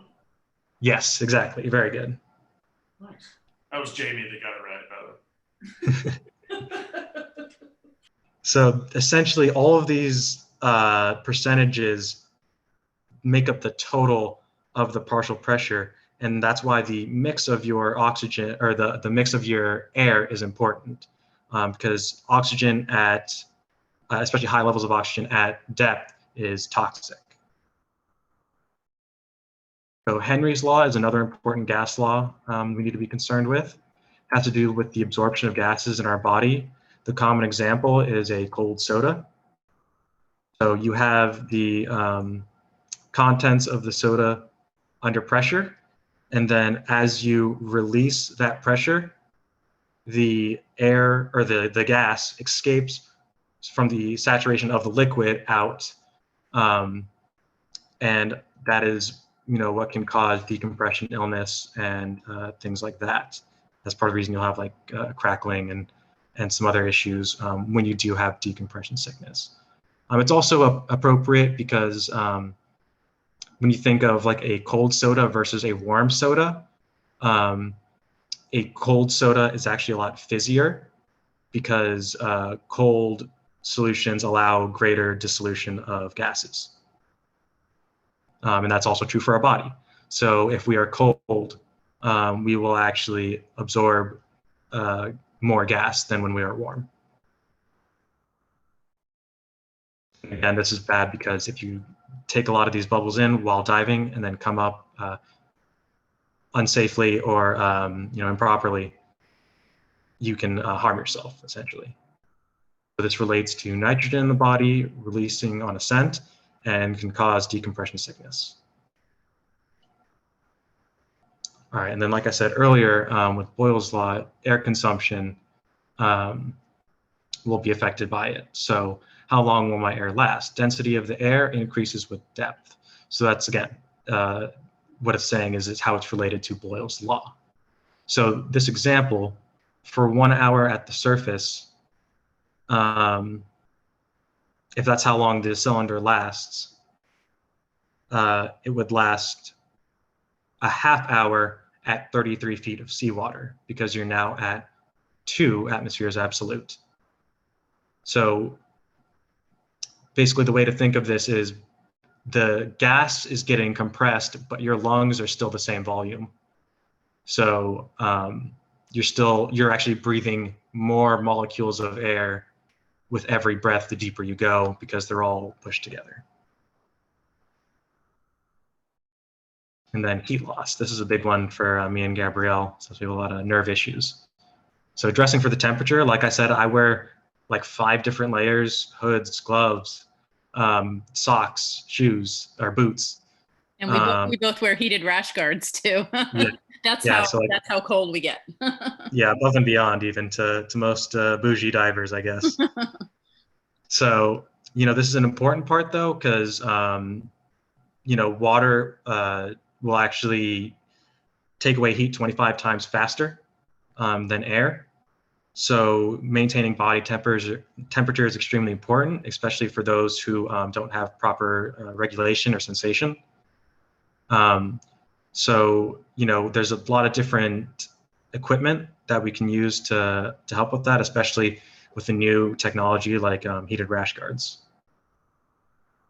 So ocean dives are a little more variable. Springs are a little more calm and kind of a little easy to get used to. But, it is still chilly. The books recommends below 80 degrees, but for someone like me and Gabrielle, even when I go to the pool, I need at least a skin suit just to stay warm. Same, and it's going to be 90 degrees, guys, by the way.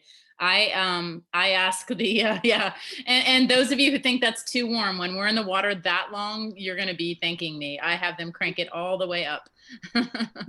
So definitely. Yeah. And then actually, so here we have some ice divers, which we won't be doing any of. That is not what I want to do. That's too cold.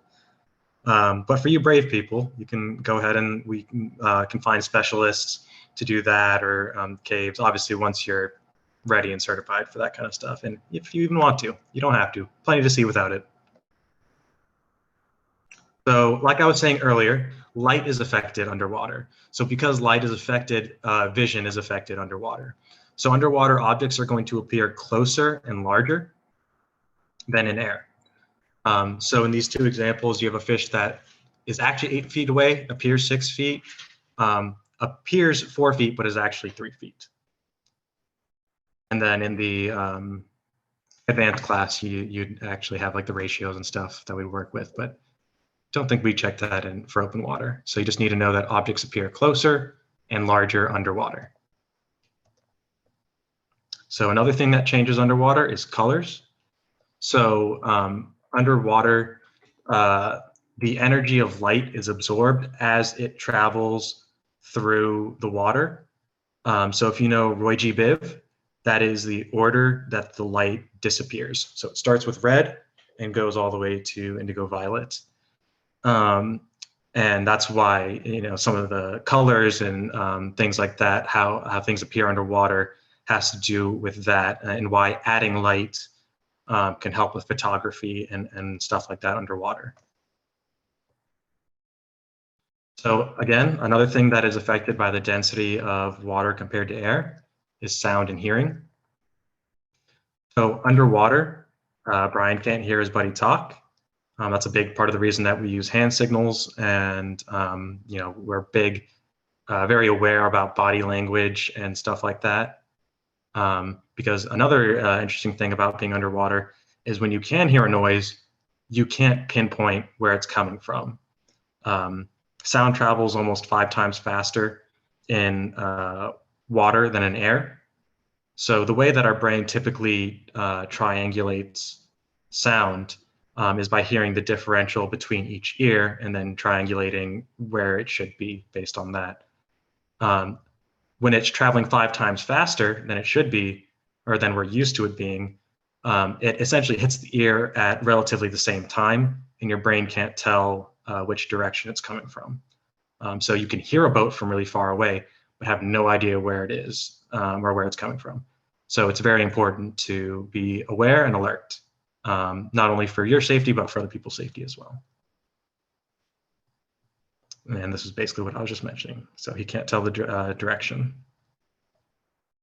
Especially kind of creepy and low visibility and stuff like that. But that's the end of module 1. So we went over the anatomy effects in water, respiration, circulation, buoyancy and drag, light and sound, and pressure. And all of these changes are caused by density, and talking about indexes and all that important stuff. So a very important part of the physics of scuba diving. Okay, on to module 2, challenges going underwater, your body, mind, and diving. Like Gabrielle mentioned, she uses a lot of leadership techniques in her class. So this is a very important part for us. So diving adjustments, order of the dive. So we're going to go over diving physics, thermal adjustments, buoyancy, breathing, heart and lungs, in-gassing and off-gassing, in-gassing and out-gassing, and then mobility adjustments. So the physics, the physical differences, air to water, applying the laws of physics, how those affect our bodies, how we must adjust to changes. So depth, pressure, and volumes, as well as gas composition and absorption. So like I was mentioning earlier with Boyle's law, at the sea level, we are at 1 atmosphere of pressure because we essentially have a column of air 1 atmosphere high sitting on top of us. So that's how we get the 1 atmosphere pressure unit. And like I said earlier, that's equal to 14.7 psi, or 33 feet of seawater. Or another one is 34 feet of fresh water, because fresh water is a little less dense than seawater. Seawater has salt and other dissolved minerals and whatnot in it, which causes it to be a little heavier. So again, we have another view at Boyle's law. So like I said earlier, they are inversely related. So when pressure goes up, what's going to happen to the volume?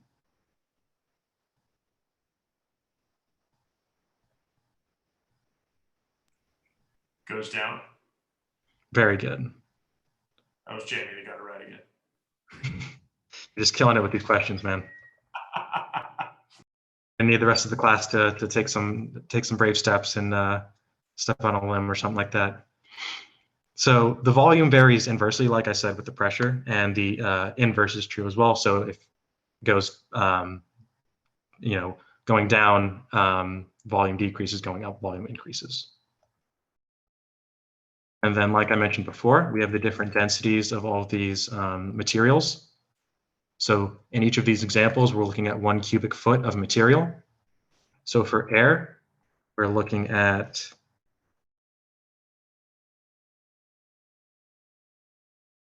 there we go. So water is approximately 800 times denser than air. So here we have 0.08 pounds per cubic foot. Fresh water, 62.4 pounds per cubic foot. And then for seawater, 64 pounds per cubic foot.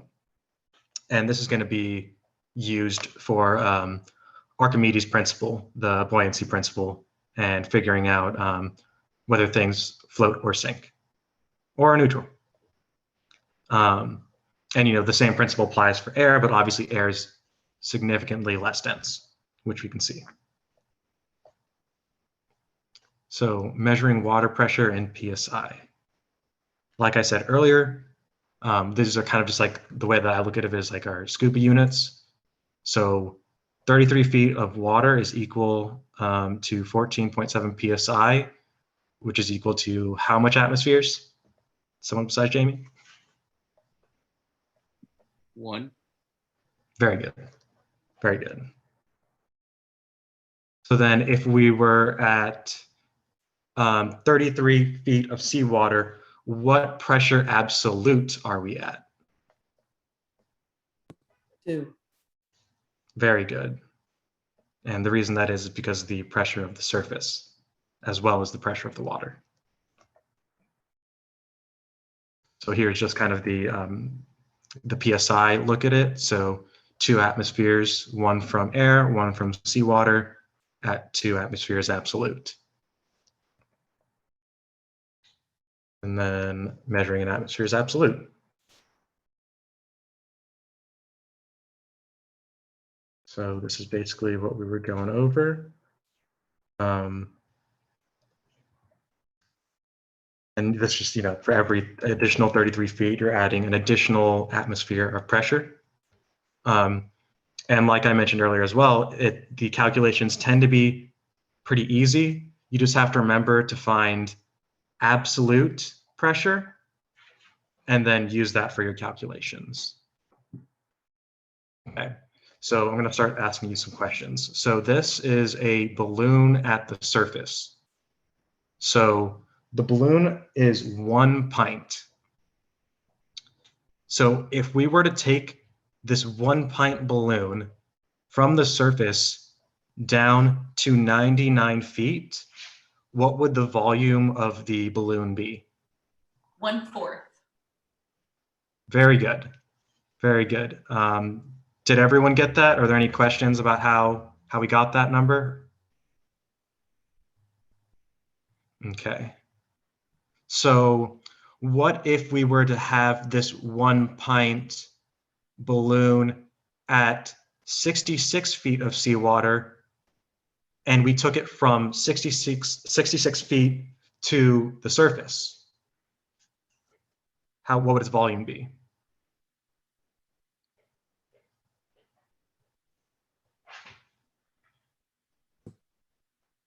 One-third.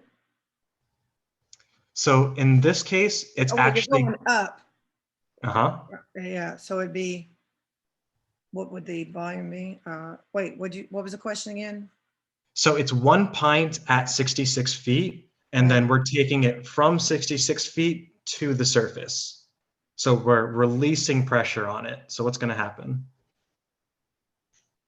It's going to expand. Mm-hmm. So you had the right number, but you did the wrong math input. I can't remember what the symbols are called. So you did division, use multiplication, essentially. So instead of being 1/3, it would be 3 pints. Oh, three. Oh. Yeah. 3 So pints. times 3 instead of divide by 3. Yeah, exactly. And the reason is because you're coming up. So because you're coming up, there's less pressure. And like you said, there's going to be expansion. And with the balloon expanding, how much it expands, because we were at 66 feet, it would be times 3. So it would now be from 1 pint to 3 pints. Okay. Does that make sense to everyone? Any questions? Okay. So closed volumes of air will compress as pressure increases. So here we have a visual representation. So it went down to half a pint at 2 atmospheres, a third, and then a quarter, just like you guys said. This is called Boyle's balloons. So here is going to be another question for you guys. So this is the lungs of a scuba diver, and we have 10 pints. So if we were to take these 10 pints and go down to 33 feet, what would be the volume of this scuba diver's lungs?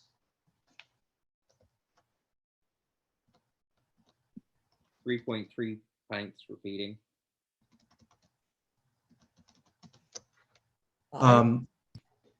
So it would be 5. So the reason it would be 5 is because you have to think about the, I think you went down 1 too far. So you gave me the answer for 66 feet.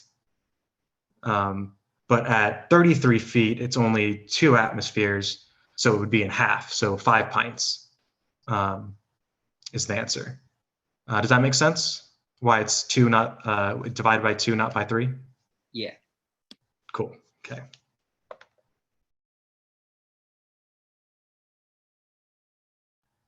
Oh. Okay, so, okay, sorry. This is going over surface equivalent volume.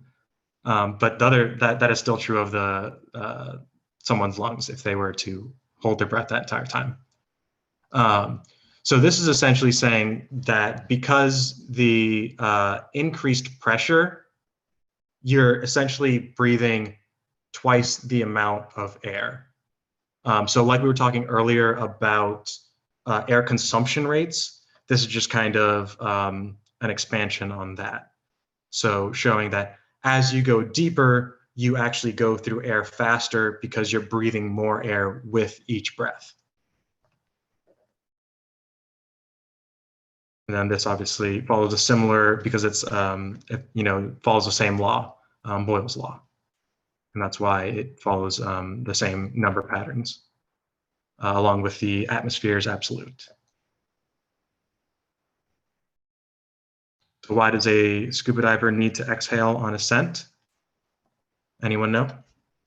I mentioned it earlier. Because their lungs are expanding as they go up. The air in the lungs. Air in the lungs, yeah. Exactly, and that can cause barotraumas and some other issues. Very good. So like we said at the beginning, cardinal rule for scuba, always breathe. And this is kind of one of the confusing things. It's not really confusing, but it's a little weird to get used to at first. We're going to tell you during our pool sessions and whatnot, even when you have the regulator out of your mouth, so even when you can't inhale, you're still exhaling. And that's purely to make sure that you keep your lungs and airways healthy and safe. So always breathe. Never hold your breath. Don't do skip breathing. Don't try any, fancy techniques or anything like that. Just calm, steady breaths.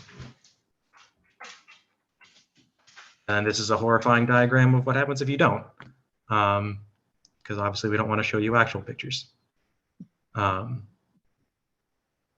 But yeah, so this is, these physical laws are the reason we tell you to be so, or why we are so careful and so stringent about the importance of scuba diving and good scuba diving, safe scuba diving. So like I mentioned earlier, hypothermia is a major concern for you know, for scuba divers, water is 25 times greater of a heat sink than air. So some of the areas of greatest heat loss are going to be anywhere with major arteries and veins. So armpits, groins, neck, head, stuff like that. Overheating and heat exhaustion and heat stroke are another issue. They are different. We go over the differences in advanced and DRAM. So especially being in Florida, it's very easy to get heat stroke, especially on like a boat or, you know, just anywhere you're overexerting yourself. And it's also one of the reasons we tell you to always hydrate. Like I mentioned before, they say wetsuits below 80. We do it below 90. But you know, you'll figure it out for yourself. We've got plenty of wetsuit choices. Gabrielle has essentially a whole scuba shop in her house. So we'll get you fitted and fixed up. Miss anything there? Thermal suits are especially helpful, dry suits and stuff like that. But that very specialized, very difficult, very expensive. Not impossible. So, you know, it is something that we can help you at least find information about. But we will not be doing that for you or helping you get certified for that. And then buoyancy at work. So this is a very important part of scuba diving, but also environment safety. So not only your safety, but everyone else's and the environment safety as well. So Archimedes principle, I guess we'll go for that first. So an object submerged in water will be buoyed up by the weight of the water it displaces. So when I was talking about those weights earlier, the different densities the different weights per cubic foot for the materials, this is where that becomes important. So in the next following examples, I'm gonna ask you whether we're going to float, sink, or be neutral. So in this example, we have a 1 cubic foot object. And this is just explaining how you could check the volume of and the density of an object using water. So we have, this is all salt water that we're dealing with. So if this object is 1 cubic foot and is 58 pounds, is it going to float, sink, or be neutral in seawater, salt water?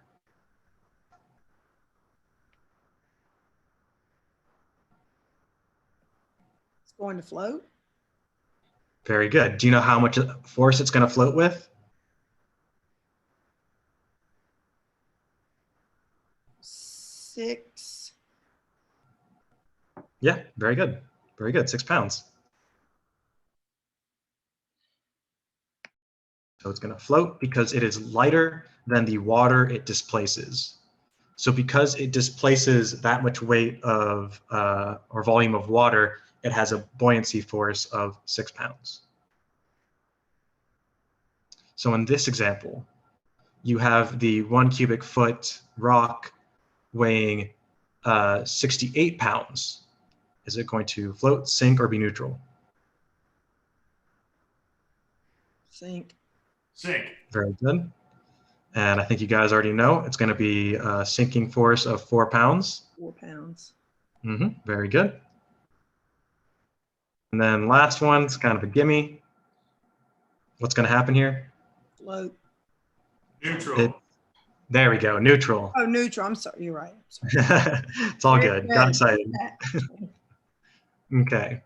So this is going to remain neutral because it weighs the same as the water it displaces.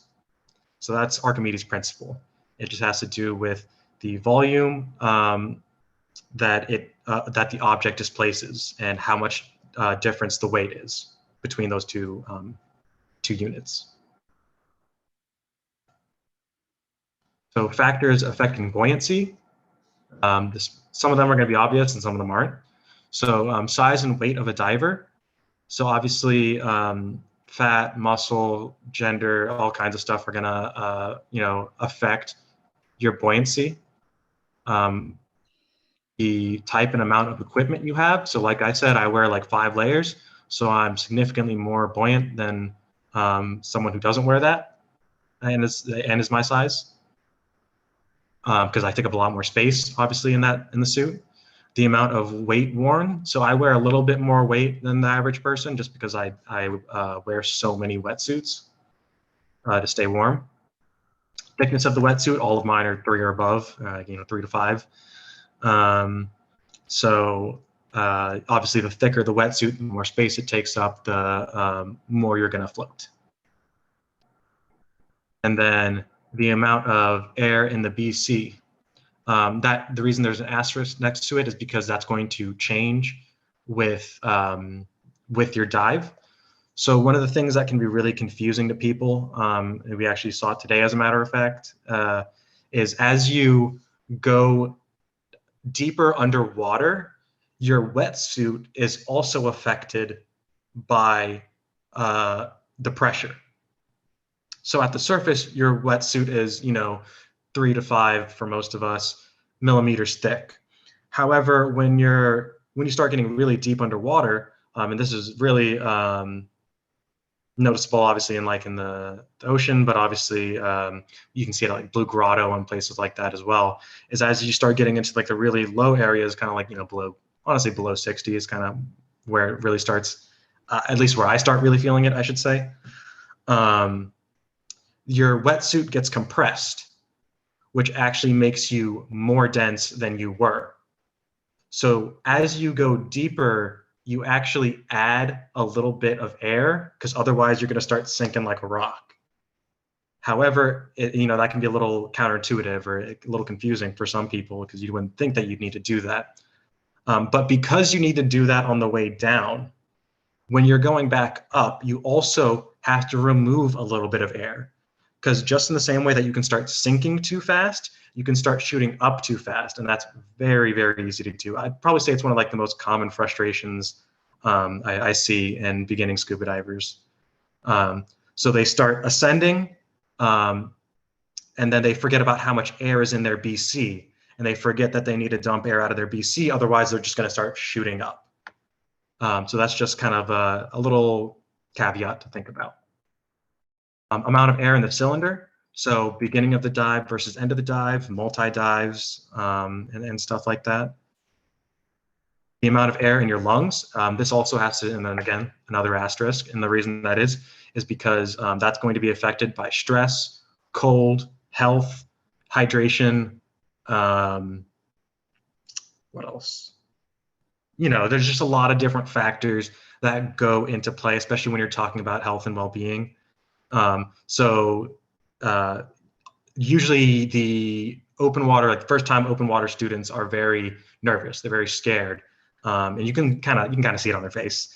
But after, for me, I would say it was like after I started really getting into like advanced nitrox certification was where I got comfortable, and I feel like it wasn't, almost to some extent, it wasn't like stressful anymore to go scuba diving, because I wasn't so worried about it. But that's a very common thing, and that's going to be a big part of our beginning dives in the pool, and especially the beginning dives in the spring or wherever we go, is getting used to the first parts of diving and being de-stressed. It's kind of counterintuitive. You have to like really stress yourself out to de-stress and like learn this incredible skill and resource. But we're going to be here with you the whole way, so hopefully we can help. Hey, Ronnie, can you remind us, what does BC stand for? Yes, thank you. So buoyancy compensator. So the jackets that we wear that have it has like the power inflator hose, it has inflator valves and oral inflating valves as well, dump valves on it. So it's basically like the last kind of thing. It's what holds your cylinder to you, and it's what your regulators. So your regulators always connect to that, but like they kind of like strap onto your BC. We've got special straps on the shoulders. We've got clips for the pressure gauge. It's kind of like our control panel is almost how I think of it. I don't know if that'd be appropriate, but that's the way I look at it. And almost every other place in the world calls it a BCD, for buoyancy compensation device. Just so you know, if you dive with anyone from any other country, they're going to call it a BCD. And so, yeah, most of us in the States just call it a BC. Mm-hmm. And we'll get into equipment later, but it really, the equipment part we're going to zip over because it just makes a lot more sense when you actually have your hands on it during the pool session. Yeah. And then, like I said earlier, wetsuit compression at depth is one of the less thought of factors. And then items, so that's going to be flashlights, cameras, you know, whatever extra knife, you know, whatever extra equipment that you're carrying on the dives is going to affect your buoyancy. And the difference of water as well. So like I mentioned earlier, the density between fresh and seawater is different. So that, you know, in fresh water, you're going to need less weight than in seawater. Because seawater has a higher density, you create more of a buoyancy force. Hopefully that makes sense. I don't know why it sounded weird. So if anyone has any questions about that, please feel free to ask away. And then, like I mentioned, these are asterisks because they are adjusted throughout the dive. So buoyancy at depth. Buoyancy relates to workload, air usage, diving comfort, and stress level. So like I said, there's a lot of things that go into the variables of how your buoyancy is going to work and whatnot. So the first couple times you go scuba diving is very frustrating, but just be patient, try to relax. It can be even a little scary at times, especially being at the surface and not feeling, you know, comfortable or, you know, kind of out of your comfort zone.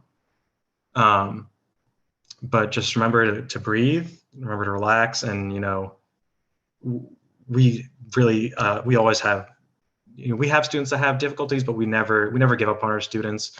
We never, you know, stop trying. So, you know, be patient with us, and we will try our best to get you through any stressful situations. So here is some of the different profiles you're going to have with buoyancy. So here you have a diver negative, diver positive, and then a diver neutral. So like this is saying, you're going to have less resistance and less work when you're neutral. This has to do with drag forces and stuff like that. It also is why you want to keep all of your gear and equipment as close to your body. That's part of the reason we use clips. It's part of the reason we use straps, is because the more your equipment is flanging off and just all over the place, the more likely it is to not only just, you know, get caught on things, but, you know, injure corals or injure yourself or injure your equipment. And it also just makes your life harder. So we always want to practice good form. The only time you would really use something besides diving neutral, unless you're trying to get up or down to something, is some photographers will use the diver positive profile so that they can take good pictures of, you know, animals, fish, corals, whatever they're taking pictures of.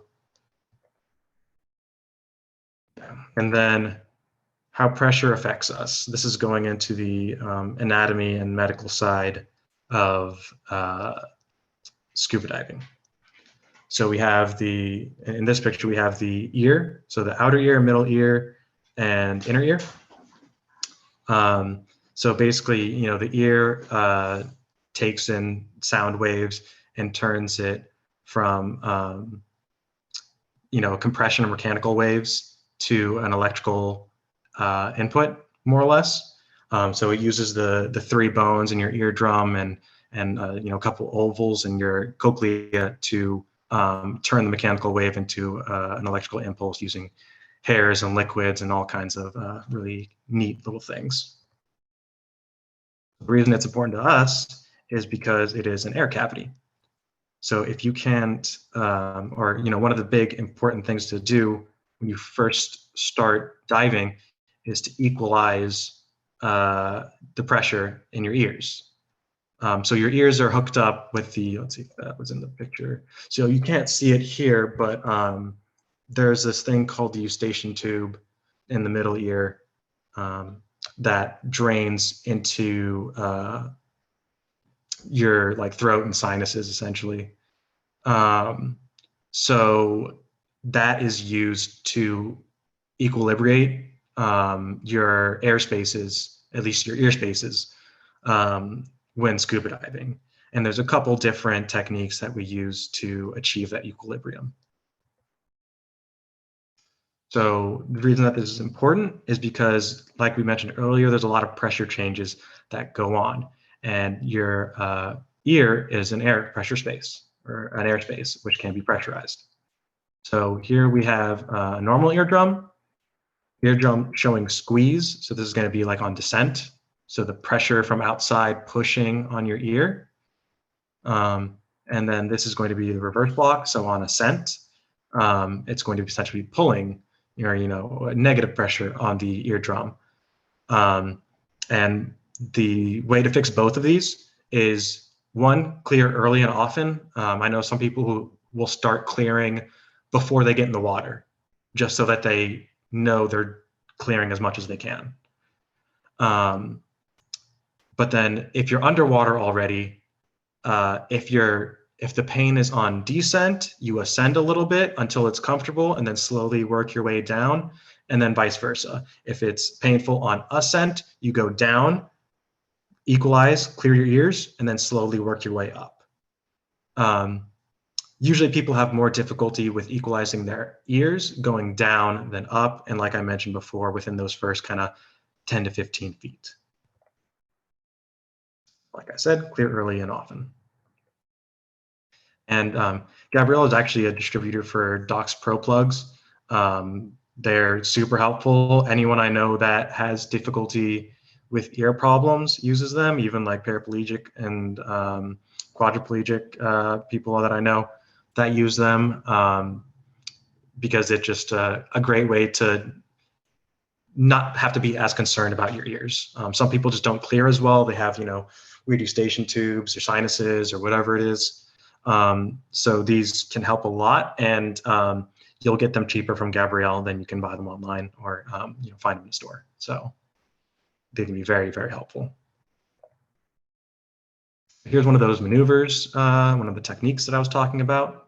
I'm sure some of you already know about this, with yawning and all that kind of stuff. But so the Valsalva maneuver is when you lightly, make sure you're nothing should be forced or painful in scuba diving.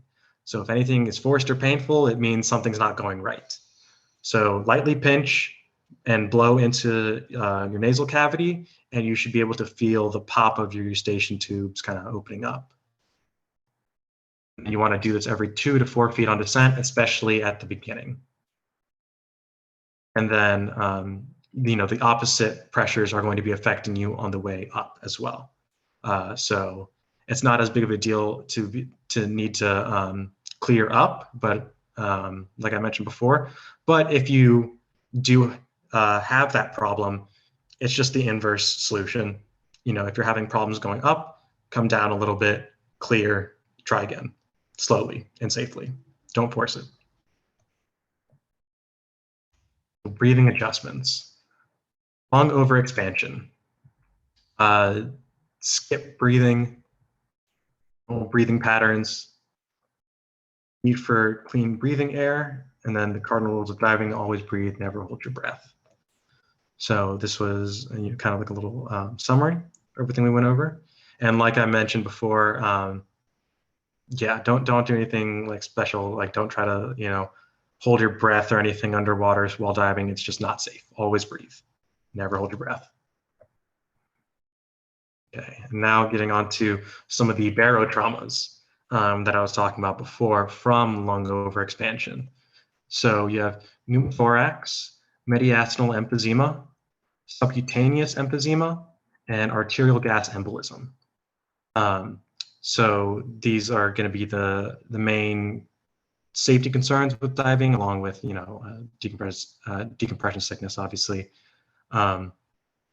with AGE kind of being like what people are kind of most concerned about. But again, as long as you're being a safe, conservative diver, really none of these should be an issue. So heart and lungs, immersion and workload. So again, we're, you know, working hard underwater. We're sometimes in cold water, elevated stresses, elevated water pressure. So your body is under stress.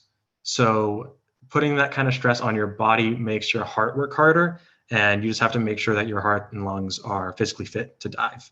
It's part of the reason being healthy and being hydrated and not sick will help a lot of this stuff. I know some people will even take like allergy medications and seasickness pills, you know, the day before, just to make sure that their body's ready to go scuba diving and they have less stress to deal about. Okay, so some equilibrium adjustments. So we've got middle ear, the semicircular canals. Alternobaric vertigo can cause dizziness and can result in an upset stomach. And then avoiding seasickness. Mind what you eat, what you smell, movement on the boat, and eyes on the horizon. And like I mentioned before, a lot of people do use medications and stuff like that to help with their seasickness. Even if you think you're not going to have a problem with seasickness, this is just a very different way to travel. You're under different stresses. You're under different time schedules. It's just, there's a lot of variables, again, that go into these things. And we would rather you be prepared to be seasick than to think you're not going to be seasick and then have your dive trip ruined, more or less. So these are just, you know, some of the things that you want to keep in track of with equilibrium adjustments, airspaces, and yeah, just overall health. So visual adjustments, like I mentioned earlier, things are going to be 3/4 of the distance and 4/3 the size. Light loss at depth is attributed to turbidity, depth, and surface light. So I went over depth. Turbidity is just kind of the particulate in the water. So how much particulate there is, how big it is, how much light it's blocking, is all going to factor into that. And then obviously what the surface light conditions are like, whether it's clouds, whether it's just, you know, sunny out, you know, whatever it is. And again, the colors change according to Roy G. Viv. So as depth increases, colors are absorbed. Red has the least amount of energy, violet and indigo have the most amount of energy.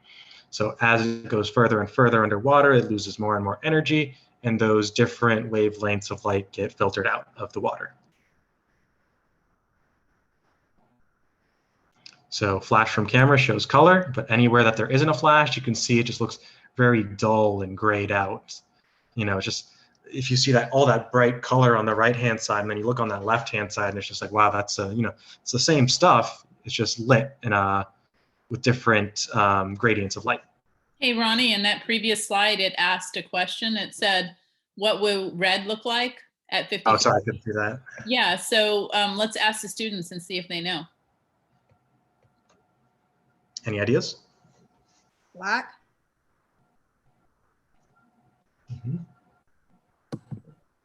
Any other guesses? It disappears, doesn't it? Say again? Disappears. So really underwater, everything is just going to kind of, so we kind of gave it away a little bit, but everything is just going to kind of look grayed out, just kind of washed out, less colorful. So all of these bright, you know, reds and yellows and, you know, whatnot are just going to just disappear into this kind of like gray kind of colorlessness. So if you look towards like the bottom and the left side of the picture, you can really just see how, even though it's the same, you can see by the way the shapes of it, it's the same corals and it's the same species. It's like the same, you know, kind of environment, but it just looks very different because the color has been added back with this flash photography. And then here's another example, starting from the left side and then kind of going off to the right. So in-gassing and out-gassing. So nitrogen absorbed and oxygen used. So you're going to actually, so we're breathing the air, and like I mentioned with Henry's law, you are going to absorb the gas depending on a couple different variables. But one of the variables is that different body tissues absorb nitrogen and other gases at different levels, at different rates, I should say. So they release upon ascent. So that was when they opened the soda bottle. So when you open that soda bottle and all of that pressurized gas rushes out of the liquid, same thing that happens with us in scuba diving. You know, let's say we are a cold scuba diver at depth and we come up too fast.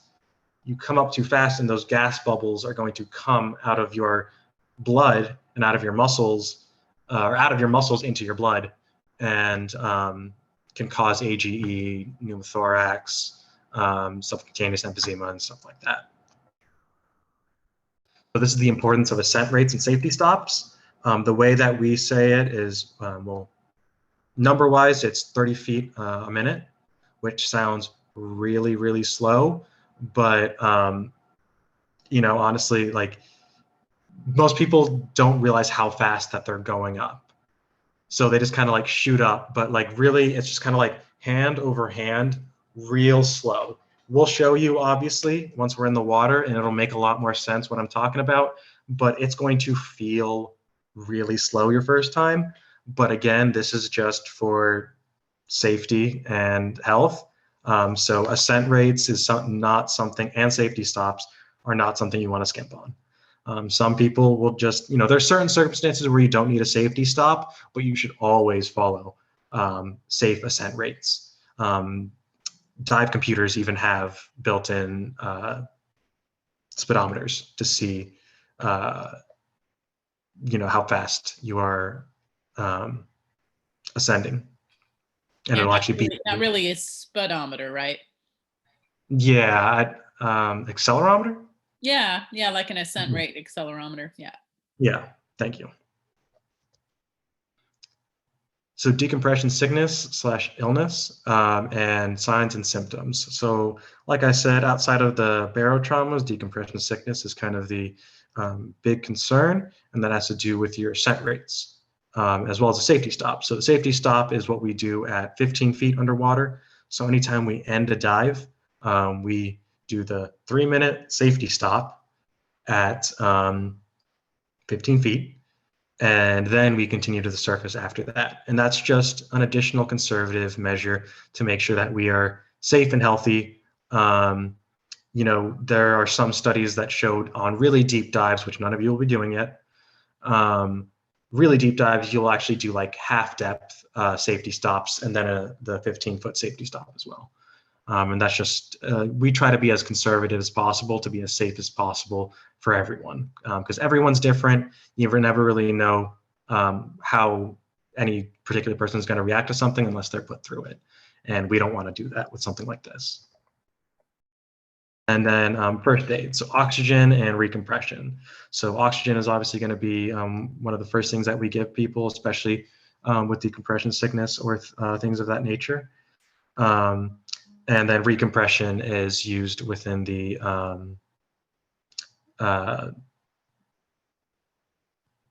decompression tanks. Hyperbaric chamber. Thank you. Hyperbaric chambers, and that's used for like, you know, treating someone after decompression sickness, and a lot of other reasons too. But for scuba divers, that's going to be the main use for it. Then we have the soda bottle. And then this all has to do with reducing risk. So like we said earlier, we're going to be as conservative as possible. So ascent rates at 30 feet per minute. Safety stops for 15 feet, at 15 feet for 3 minutes. And recognizing decompression sickness, joint pain is the most common symptom. followed by tingling and lateral paralysis, limited use of legs, vision problems, and dizziness to unconsciousness. And Ronnie, let's just let them know that joint pain in a joint that you have problems with, like a bum knee, is probably not telling you anything, right? So Yeah. it's gonna be typically somewhere that you don't normally have a problem, like an elbow or something, and you've really messed up when you've dived. And by the way, we're spending a lot of time on these problems, but in actuality, if you're trained well and you're a safe diver, you're not ever going to experience any of these. And I can tell you, in my thousands of dives, I've never experienced them, and I've never even seen anyone experience them. Okay, so they're not that common. We want you to know what's possible so that you are safe and it's not ever going to be a concern for you. Yeah, like I said, safety is our #1 concern. So more than anything, we're going to make sure that not only ourselves, but our students are as safe as you can possibly be. So first aid and treatment. So scene safe. I'm not sure if any of you have ever taken a first aid course, but you always want to make sure that the scene is safe, that you're not going to injure yourself and be a second victim, and need more help than is already necessary. ABCs or CABs, depending on who you're learning it from. So essentially, it's just airway, breathing, circulation, or flipped around. Lay flat. Call for help. This is where the oxygen comes in handy. You want to give them 100% oxygen for as long as possible. So there's a bunch of different valves, and we go over that in the DRAM class. But that's for the advanced level and whatnot. For now, you just know that give oxygen, and then you will most likely need treatment out of recompression facility with a hyperbaric chamber. And these are very nice ones. They're not all so nice. Like I mentioned way back when, Dan, the Diver Alert Network, is one of our greatest resources. So if you don't know anything, even if you aren't insured under them, call them. They will help you and give you answers, tell you who to talk to, what hospital to go to, what doctors you need to see, all that kind of stuff. And again, a lot of things go into the health and safety of diving. So dehydration is a very important thing to keep track of. There's a diuretic effect with scuba diving, so you're going to be expelling a lot of liquid. I know I have a lot of problems with that, with not being able to feel my bladder and whatnot. And so being in Florida as well, you just need to make sure that you stay hydrated, because even if you're not necessarily hot, you're still sweating and losing water and electrolytes and all kinds of stuff. You want to avoid diuretic drinks. Obviously, some people like to have coffee in the morning, tea, whatever. You just kind of want to keep it within moderation and don't, be excessive.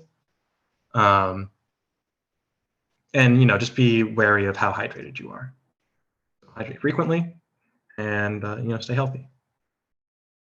And mobility adjustments, lifting heavy gear. That's one of the things that people don't think about with scuba is, all that gear on top of that BC and, hooked up together with, metal fittings and rings and burst discs and all that kind of stuff. It gets heavy. And, all the air too. The air is kind of like light part. But walking with fins, something that we're not really going to do, at least as much as possible. We pretty much always try to get into the water first and then put on fins, unless you're jumping into the water from like a boat or something like that, or doing like a back roll. So drag and current. So we talked about drag a little bit earlier with your equipment and your gear, but current is also an important one. So some things that you can do is like drift diving. So you can actually just find a current. Some places will purposely go to a known current, start at the top of the current, and then let you just kind of float down the current underwater. It's really fast, really crazy, at least some of them. But you get to see a lot of really cool stuff that way, because a lot of like meso and megafauna tend to live in those high current areas. And like I mentioned with the drag, you want to streamline your gear. So nitrogen narcosis is another thing that we want to be aware of. It's not terribly serious, but it can be scary. First time you ever experience it. I have actually not experienced it myself.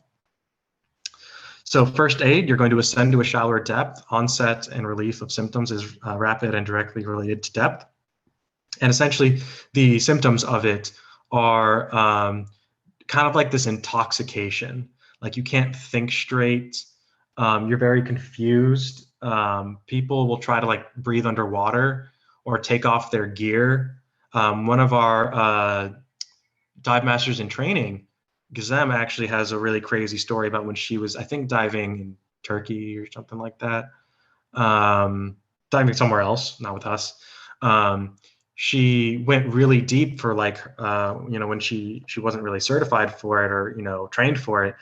And she started feeling nitrogen narcosis and started to try to take off her weight belt because she thought that was causing her problems. I can't quite remember who either helped her. I think she might have just helped herself out of the situation. But yeah, it can be a very scary and concerning thing underwater. But prevention is avoid deep dives because it really only affects people past 100 feet, 80 feet. And then ascend when the symptoms first occur, reduce nitrogen in gas mixture, and that has to do with nitrox. There's also some other ones like heliox and more specialized ones, but nitrox is like the first gas mix that people learn and is often learned with advanced, like Gabrielle mentioned earlier. That's how I started. So nitrogen narcosis, an old and incorrect notion of inert gas narcosis compared narcosis to the effects of alcohol in Martini's law. But Gabrielle will let you know that's not really a accurate or honest way to view it. But yeah, it can just be very disorienting and scary to deal with something like that, especially if you have no idea what's happening. So just something to be aware of. All right, hazardous marine animals. Sea urchin punctures, you want to remove the spines, don't worry about the pieces remaining. Clean the wound, soak the wound in hot water for 30 to 90 minutes. See a physician if not a simple wound or if spines are in joints. So sponge dermatitis is another one, another hazardous animal to be aware of. Do not rub the wound, soak the wound in household vinegar for 15 minutes. Use adhesive tapes to remove the spicules. And then finally use hydrocortisone for inflammation. That's going to be a common one for a lot of injuries to help with inflammation. Allergic reactions are an important one to keep track of. Allergic reactions include jellyfish, fish, sea urchins, snails. I mean, there's a lot of different things you can be allergic to, but it's just, body's unnatural reaction to a foreign invader that it thinks it's harmful. So the way that you deal with it is, jellyfish at least, is you remove the tentacles with a tweezer. Don't flush with fresh water. That's going to activate all the nematocysts. Do not urinate on the wound. That does not help. You can shave the area with shaving cream and a razor. The shaving cream actually helps to deactivate the nematocysts, and the razor can help scrape them off your skin without triggering them even more. Soak in hot water is another way to deal with it. But that's really, you're going to need some kind of way to remove the stingers before just soaking. Because like I said before, don't just flush with fresh water. Then you can also use a topical pain reliever or steroids. And then for box jellyfish, use dilute vinegar, do not rub, and be prepared to provide CPR and evacuate. Thankfully here, we don't have anything crazy like Irukandji or stuff like that. I mean, I'm sure that it can happen, but that's a lot more common in the Southern Hemisphere.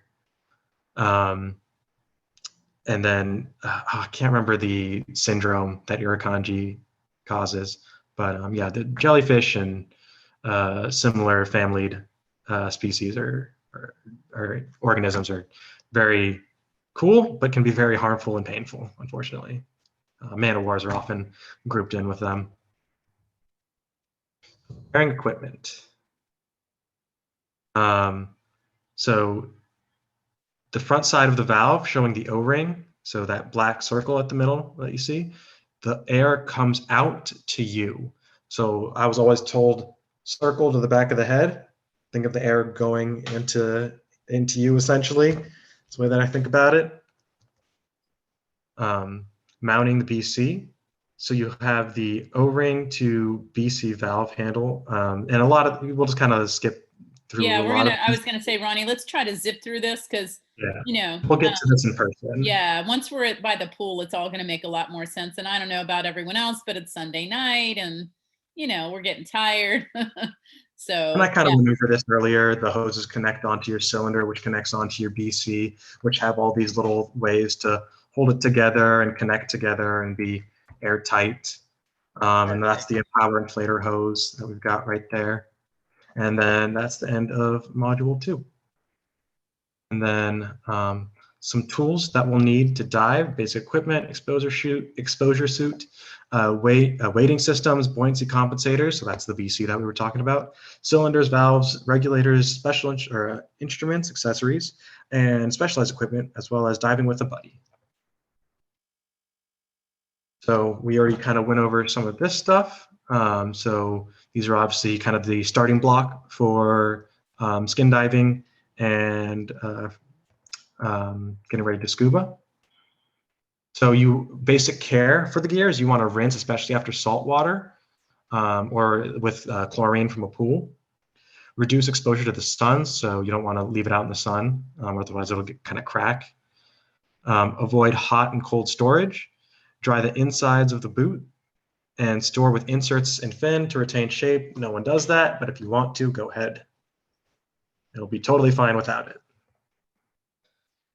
Exposure suits. So this is obviously important for me and Gabrielle. We got lots of different styles. I use multiple. So I wear full as well as long johns on top of it. So thickness from 1 to 8. I use 3 to 5 for all of mine. And then here we've got some for like quarry dives and stuff like that, where you're getting really cold, and ice diving and all that kind of stuff. Does not sound fun for me. So here you can just kind of see some of the different styles. So you got the shorties, the full, the hood and the boots and the gloves on the right-hand side. It says wear below 80, we wear it below 90, so whatever is comfortable for you. You will get wet, so wear a wet swimsuit underneath. And also another thing to keep in mind, afterwards you're going to get cold easy. So for me especially, I have to like strip as quick as possible, dry up before I get too cold. And then taking care of the wetsuits like we mentioned before. Rinse, fully dry it after use, store on a hanger, don't fold, and store away from ozone. And then dry suits, like I mentioned before, there's some advantages to it. There's a lot of difference in material choices, insulation, and it is crazy expensive, and you need special certification for it. So there are times where it is useful, and some would even say necessary, or just absolutely is, like if you want to go to the Arctic and stuff like that. So, you know, there are time and place for it, but we're in Florida, and a lot of cool diving, it is totally unnecessary. So weight systems, offset buoyancy of exposure suits. We have our weight belts as the kind of entry level. Soft lead belts, those are kind of like an often preferred one. That way you're not banging things against metal and stuff like that, and you don't have to hurt anything or anyone.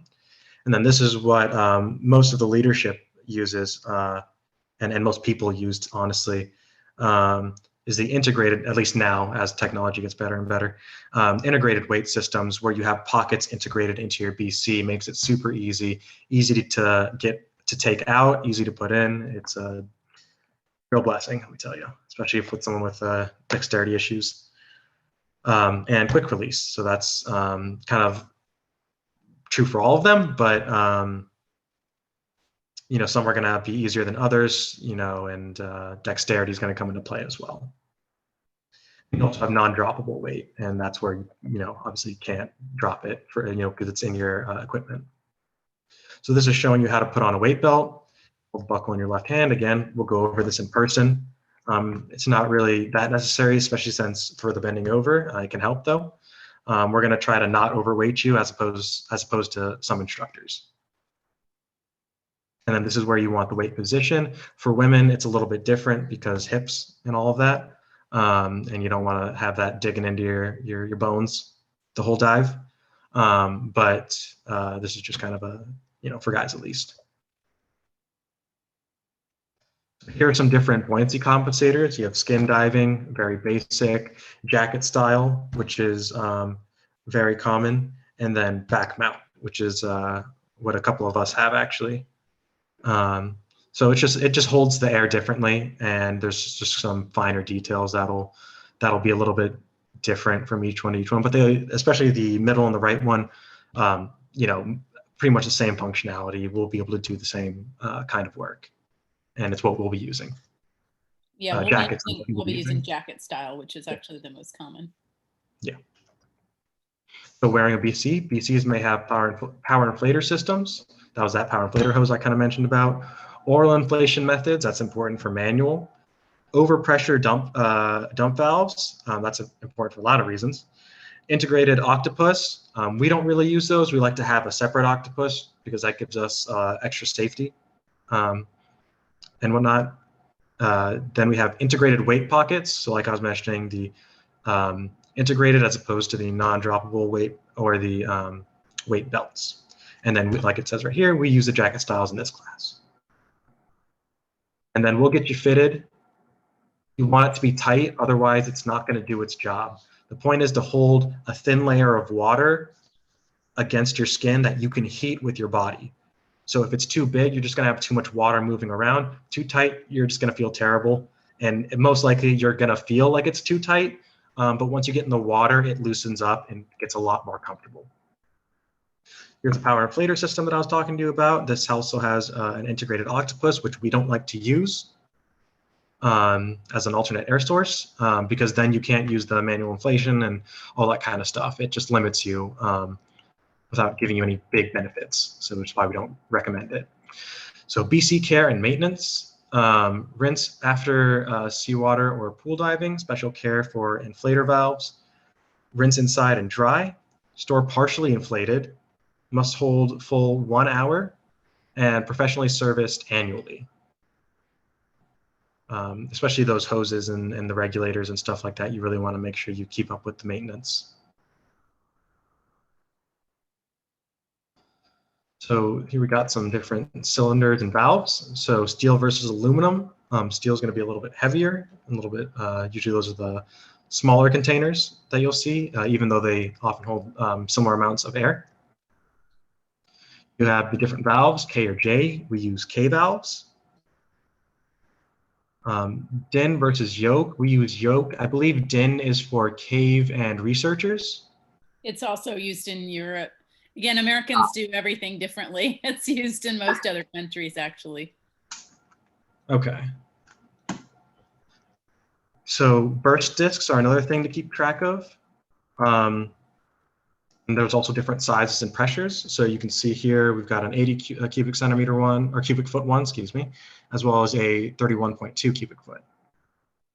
And like I said, maintenance annually, hydrostatically tested every 5 years to 5/3 of its, or 5/4 of its pressure rating. 5/3 of its capacity. Oh, it was 5/3. Okay, Yeah, dang it, I had it right. Yeah. 5/3. Okay. Yeah, so important maintenance, and then this is like a specialized setup for like researchers or anyone that wants to do really extended long form diving. And here are just some accessories. Not too important, but they can help with small things like scuffs and keeping your tank looking nice. And some basic scuba care. Cylinder care, rinse after seawater diving, always keep some pressure to avoid moisture entering the cylinder. Store at room temperature, annual VIP inspection, 5-year hydrostatic testing. Avoid prolonged direct sunlight, so don't leave it in a hot trunk or on the beach. And do not fill with pure oxygen, it is toxic at depth.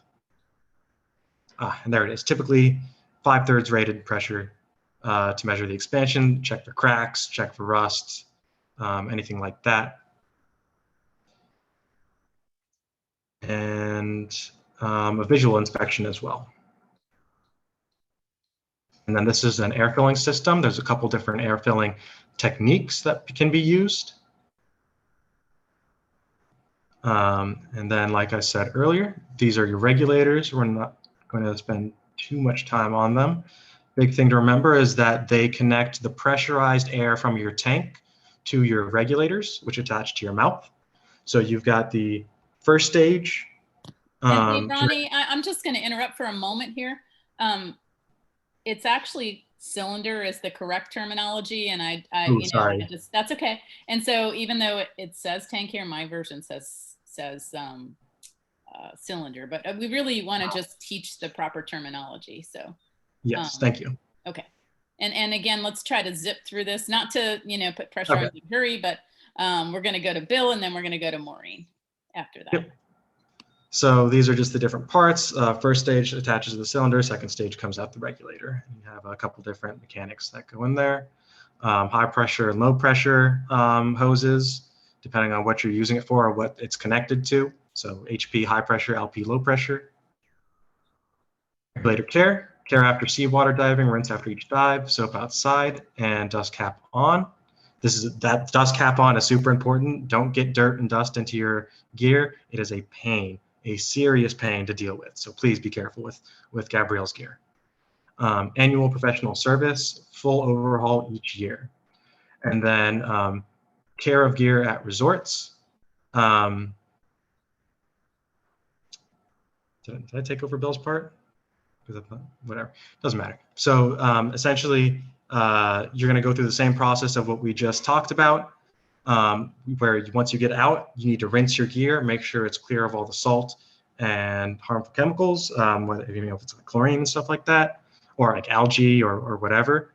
And then also they have different buckets for different things. So make sure you're not dumping your mask, snorkel, and whatever else into the camera equipment. That's a really big deal. They have really expensive camera equipment, and you can ruin their camera equipment with the chemicals on your gear. So keep track of. Yeah, and you can go ahead, and I think it's time to switch over to another teacher at this point. Yeah. So let's see.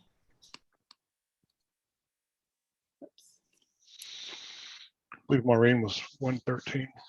What number are we on now, Bill? 113. All right, so here's what we're gonna do. We're gonna go ahead and toss it to Maureen, and then Bill, I'm gonna have you take over. I'm gonna text you, but I'm gonna have you take over after Maureen, okay? All right. All right, sorry about that. And so is Maureen on with us? Yeah, yes. I'm right here.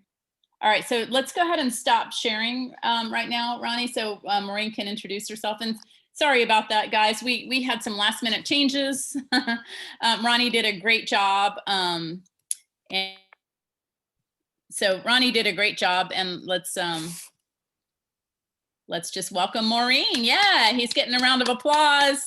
He probably needs a break after all that teaching.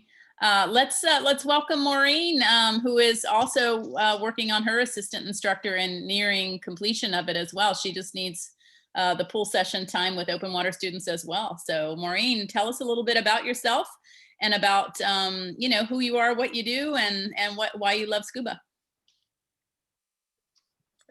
Okay, so my name is Maureen, obviously. I currently live in Panama City. I have known Gabrielle for about 4.5 years now. And I can honestly say that scuba has changed my life in a really positive way. I actually just quit my last job to work full-time at a dive shop. So I'm very excited. So it's very exciting for me, and I'm happy to be almost done with my assistant instructor. And luckily you guys are going to be the class that gets me there. So that's also really exciting. I'm looking forward to teaching this class a lot because it means a lot to me. So awesome. We're glad you're here. I know you were on the road. Go ahead and pull up your slides. And Maureen has some cool animals too. Look at Vanessa and Chrissy's. I love that dog. It's so cute. Look at that doggy. Ah. I love the tongue. Okay. Yeah. So we really like animals. Now, Maureen and I both have dogs named Finn, but she named hers first. I admit it, but mine is such a Finn as well. So. I think I can't share my screen. Oh, you just hopped on, and I need to make you co-host. My apologies. And Maureen, I'm just gonna ask you to try to do the accelerated version a little bit because it's getting late. So. And do. And especially with the equipment stuff, engages and stuff like that. Okay. Can everybody see that? It's no, it's in slide sorter view. You need to put it in slideshow mode. Oh. How do I? Okay, hold on. It's the, yeah, there you go.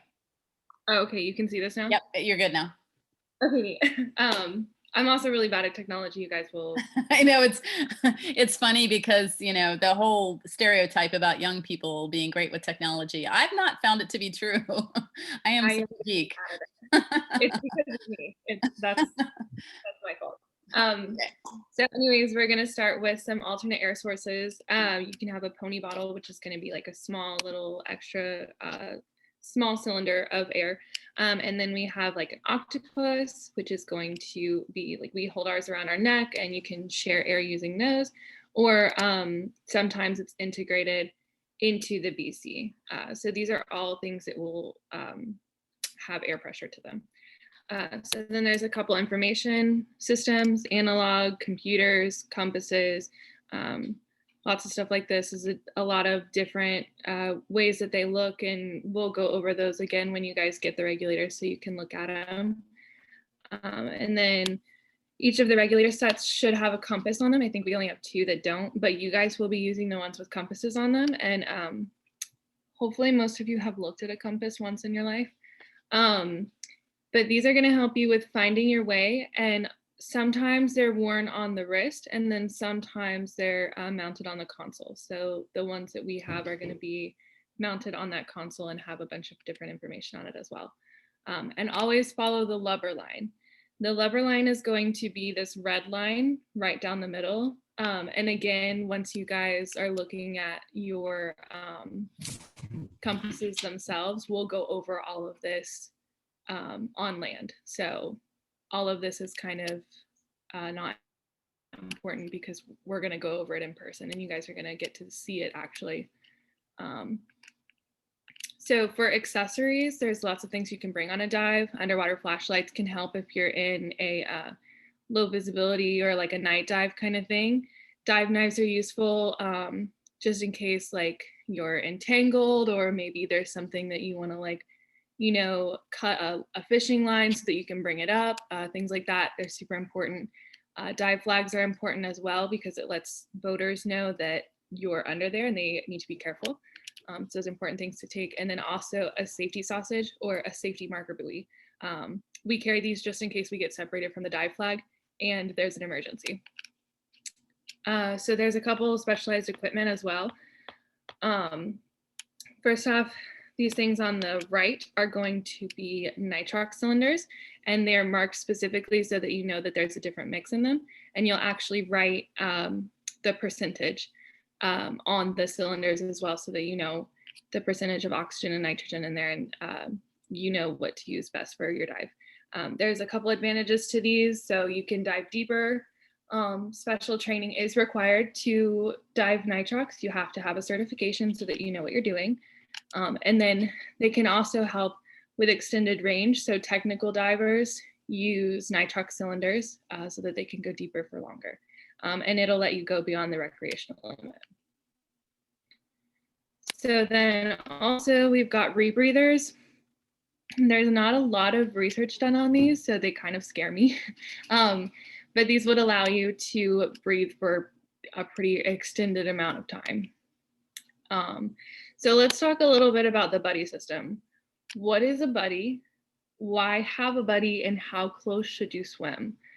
So a buddy is going to be your partner. That's who you are not necessarily dependent on, but you want them to be there just in case something happens. And you have to be there for them as well.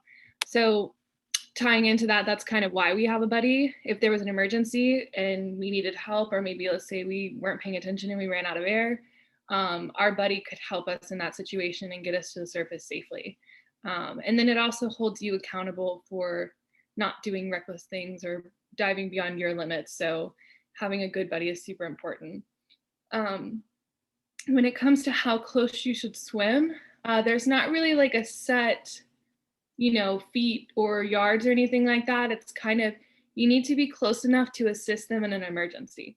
So if something were to happen, you need to be close enough that you could donate your air or help them get untangled within a few seconds.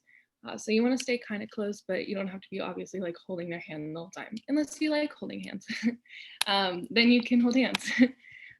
So let's talk a little bit about what buddies do. I know I've already said a little bit about that, but they're going to help with reminders and assistance. So emergencies that you have, they're also going to help you make sure that you have all of your gear on correctly, or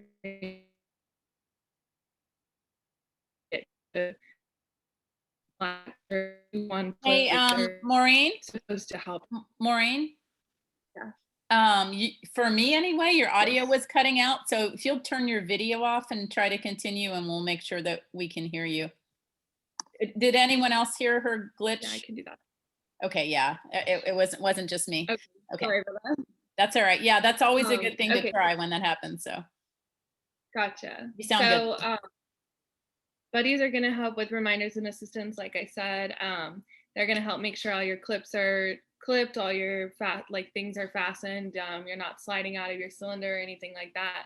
And they're also going to provide feedback and work as a team. I know, like, even me personally, I'm still learning stuff from my buddies, and I think it's great to dive with like new people all the time so that you can learn stuff from them and they can learn stuff from you. So continuing on with what they're going to be doing, a good buddy is going to help you do a buddy check, which is making sure everything's on correctly and you don't need anything to be fastened or tightened more. And they're going to help you on the surface as well, both before and after a dive. And they're continuing to do buddy checks during the dive.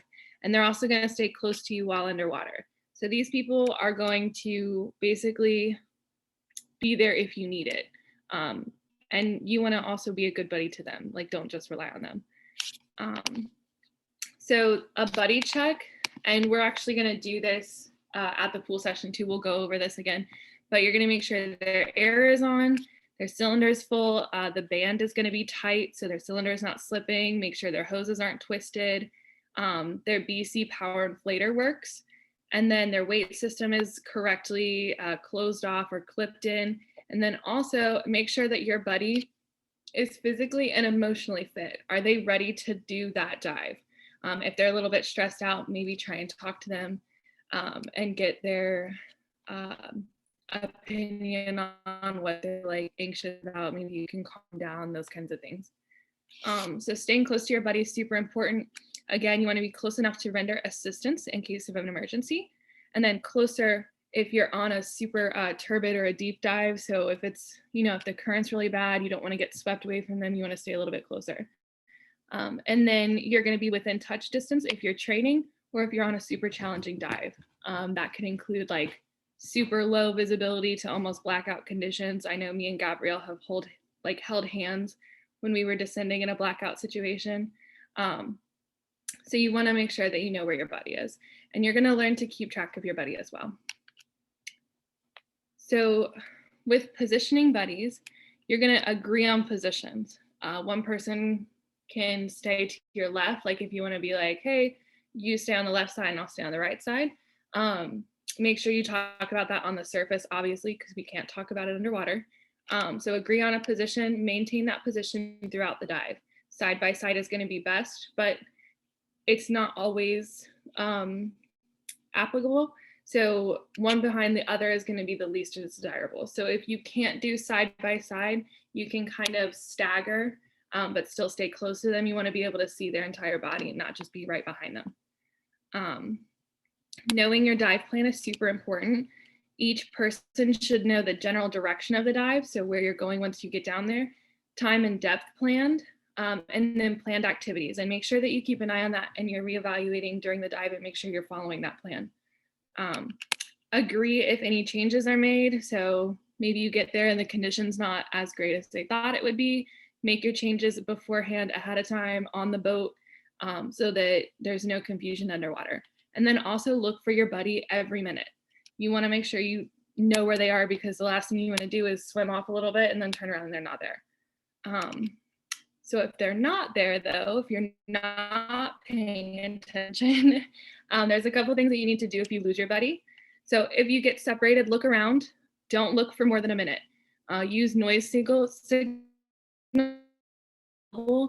Sometimes you can get little things that attach to your beep honking noise. That can help. But don't look for more than a minute. And then if visibility is really bad, send a little bit and circle to look for bubbles, because if you're above them and you can see their bubbles coming up, you might be able to find them that way.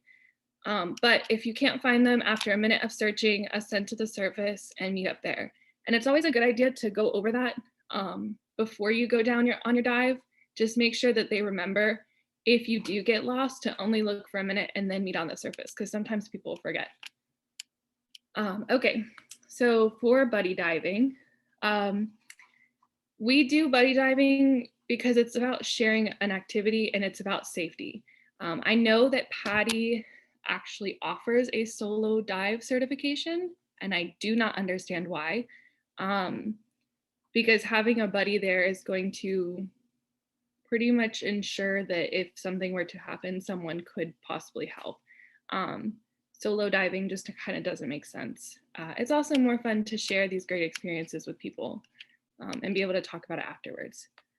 So just to recap, Ronnie talked to you guys about basic equipment, exposure suits, weighting systems, buoyancy compensators, cylinders and valves, regulators, and accessories, and then also specialized equipment. And then I covered diving with a buddy. So does anybody have any questions about that? I know I zipped through it, but a lot of it we'll go over again when you guys are actually like in person. Okay, so if we don't have any questions, I'll move on. And this is our last module, guys, just so you know. So sit tight. We don't have too much left, so.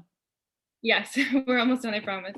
So module 4, the skills needed to dive safely. So we're gonna go over water entries, scuba skills, managing stress, physical problems, emergencies, and then we're gonna do an introduction to dive tables.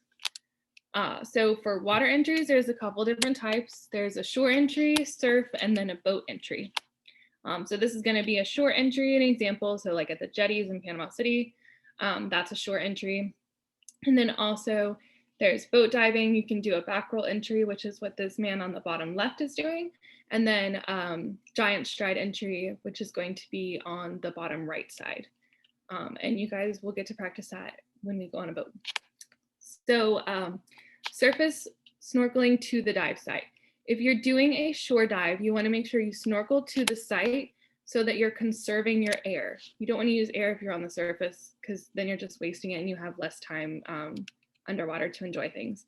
So you're going to snorkel to your site and then switch to regulator once you give everybody the descend sign and they're ready to go down. There's 3 important rules, and those are going to be equalize early and often.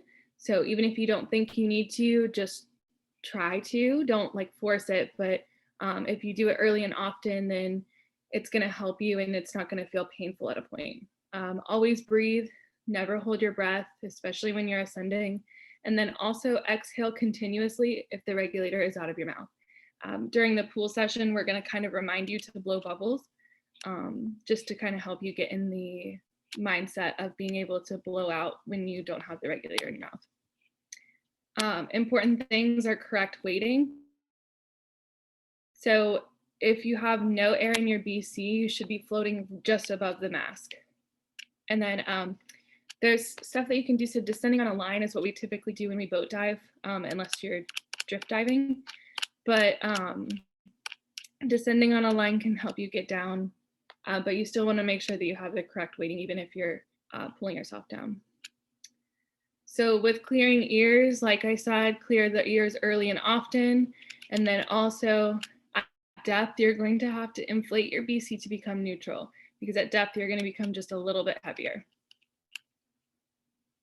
For trim and position, this person on the left, you can see that they are horizontal in the water column and they are neutrally buoyant. And then up here on the right, this person to the left on the right side is actually too light. You can see that their feet are in a, they're in a fin up position. That's gonna mean you're too light. And then if you're in a fin down position, that's gonna mean you're too heavy. And these two things can cause you to hit things, to drag things, and it can ruin the environment and honestly ruin your dive if you're too focused on those things. And then this person again is in a foot up position, so they're gonna be too light. Learning to streamline is super important. This person on the left has a hanging gauge and octopus. And again, that's going to get caught on things. It can actually cause you to get entangled or stuck. If you're on a wreck, it could get stuck on something and pull you back. And it can also damage the environment if you're dragging it over corals and stuff. See, this person is dragging their octopus on the bottom. And you can actually see that they're stirring up a bunch of silt, so it can ruin visibility as well. So then during ascent, you want to make sure that you're checking your gauges. You should be checking your gauges throughout the dive in general, but during ascent especially, so that you know how fast you're ascending and when to stop and do your safety stop. And then also keeping an eye on your air. So once you begin a safe ascent, you're going to put your hand up and turn so that you can see if there's any boats or any obstructions above you. And using a line is always going to be better, because then you can just pull yourself up and be able to look above you. So the buddy plan, there's a couple advantages of a buddy. Sharing safety, like we said, they can help you in case of an emergency. They're also going to be able to help you with planning the dive. So depth, time, when to turn around. They can also offer a lot of information on what to see. Maybe they've been to the site before and they know like where a cool octopus hangs out. I know for us, when we dive in Panama City at the Red Sea, we know where the octopus hangs out. So your buddy can kind of give you some information that you might not necessarily know. And then also with hand signals is how you would communicate. And like we said, with becoming separated, you want to make sure that you only look for a minute and then you ascend to the surface. So now we're going to go over a couple of hand signals. Does somebody, Ronnie, do you want to do the hand signals when I read them out? Sounds good. Okay, so Ronnie is going to demonstrate the hand signals. So the first one is going to be low on air. And this is not something that we normally do. Yes, so this is actually something that we have only had to do one time, most of us in this class. And it was actually when we were diving in the Georgia Aquarium with the whale sharks. And that is the only place that I've ever seen it used, and that I believe everybody else has ever seen it used. So it's not super common. Usually we will just ask you how much PSI you have left, and you'll show us with numbers on your hand. You'll hold up fingers to tell us how much you have left. So the second one is going to be out of air, which is going to be palm straight down, facing the ground, and then you're going to go across your throat, kind of like you're done. And then up or ascend is going to be a thumbs up. So that's not cool or I'm doing great. This actually means you're going to ascend. So if you get excited and we ask you if you're okay and you give us a thumbs up, just remember that okay is going to be something different. So actually going into that, okay underwater is going to be your pointer finger and your thumb together forming a little circle, and then your other three fingers are going to go straight up. So that's going to be okay underwater. And then okay on the surface, there's a couple of different ways you can do this. The one we use is a closed fist right on top of the head. And then there you can also put your fingers on top of your head, kind of like a ballerina. And then if you're on a boat dive, you can just do a giant circle with your arms where you just hold a circle above your head. All of those mean okay on the surface. And then if we're asking you to hold this depth, we'll do palm down and kind of shake it back and forth at an even level. And that means hold this depth. If you're having ear problems or any other problems, you're going to point to where you're having the problem. So in this case, you're going to point to your ear, and then you're going to shake your hand back and forth, kind of just to signify like iffiness. If you're having like let's say you have like a leg cramp or your fins aren't working, you can point to whatever's not working and then give us that little shaky hand and we'll kind of understand that something's not right. If you need help, you can wave your arms really quickly. Yeah, just kind of show us, be like, hey, I need something. Like waving your arms around will let us know that something's definitely wrong. And then if we want you to buddy up, we're gonna look at you and we're gonna take our pointer fingers and we're gonna put them together, kind of like Ronnie's doing. And that'll mean like, hey, find your buddy and get close to them. So I'm going to actually, next they're gonna come up on the screen and you guys are gonna tell us which each one is. So is everybody ready for that? Okay, so what is this one going to be? Okay, underwater. Okay, underwater. And can everybody do it? Perfect. Perfect. And then what's this one? Okay. Okay, on surface. Yes, perfect. Perfect. Everybody take a chance at doing it. Yeah, okay. What is this one gonna be? They look like they're waving their hands. Oh, maybe. Yeah, if they're waving at you, they probably need some help. So this is gonna be help. And then this person is pointing to their ear. Ear problems. Yeah, ear problems. Perfect. And then what is this one gonna be? Hold this depth. Yep, hold the depth. And then this one? Buddy up. Perfect, you guys are doing great. All right, and then this one? Add air. No, It's low. not on low on air. There it Low is. on And air. like I said, you guys probably won't see this. We don't really use this one, but this is what that means. And then this one, of course, would be out of air. Out of air, yes. And then this means Upper ascend. yes, up or ascend. And then, okay, perfect. So when we actually get to ascending, this is going to mean that you're deciding to end the dive. So that's going to be it. You'll give the hand signal exchange. So we'll all give each other a thumbs up so that we know we're done. And then you're going to check your gauges, making sure you have enough air to safely ascend and that you note the depth that you're at and where you should be doing your safety stop. So you're going to make sure that you're keeping an eye on it so you don't ascend too quickly. Begin your ascent and then vent your BC. You want to make sure that you take air out of your BC because we had to add air when we got to depth because we were heavier, but coming up, we're going to get lighter again. So we want to make sure that we take some air out so we don't shoot up to the surface too quickly. Track your buddy, make sure they're following you and they're close by and you're not leaving them down there. Do your safety stop, which is going to be for 3 minutes at 15 feet. And then you're going to surface, inflate your BC, switch to snorkel, and then swim to wherever you're going, whether it's a ladder on a boat or if it's shore, you're going to switch to snorkel and snorkel into that. So this is going to be an example of what people do when they're ascending off of a line. Like I said a little bit earlier, you're going to hold your hand straight up.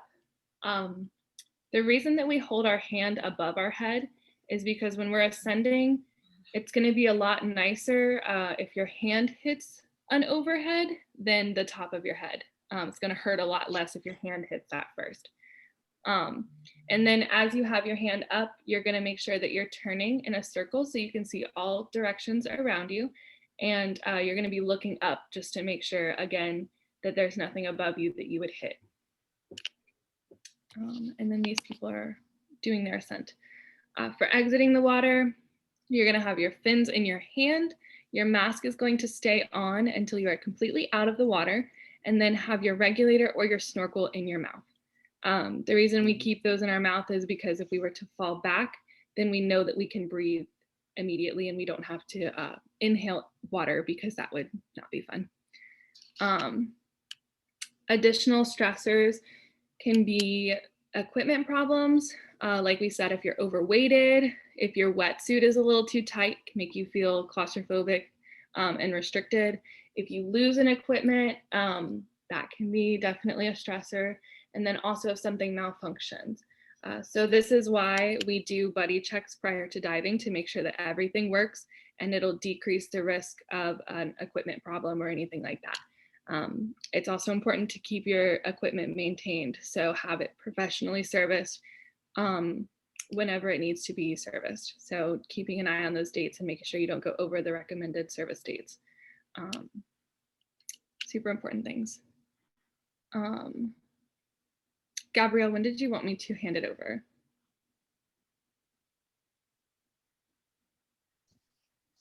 Apologies. I was 1:45, yeah, I was muted as I was answering some student questions at the same time. So Bill knows.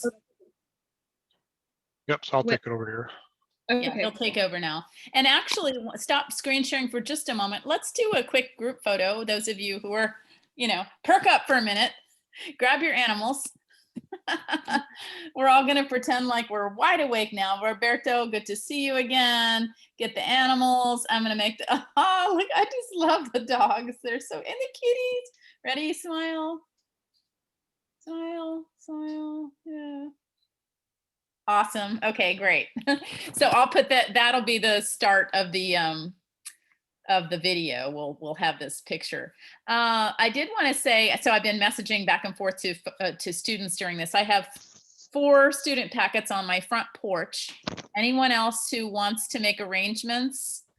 Roberto, don't worry. We'll worry about you later because you're gonna get your sign off, and we're gonna see you next weekend. So I can bring it then if you can get your doctor sign off before then. Okay. Yeah, you already have it. So yeah. Okay, great, perfect. So it's nice to see everyone again. Joel is going to join in the second of the pool sessions, by the way. So that's going to be a big pool session. So if anyone does want to switch back to the earlier one, please do. It'll just make it better. But for those of you in the first pool session, it's going to be a nice, very, very small group. Okay. For anyone who hasn't yet made arrangements to get their packets, please text me like soon, because after this class, I'm going to need to finish packing and get ready for a 4 a.m. wake up and out of here. Okay. So, all right, Bill, whenever you're ready. And thank you, Maureen.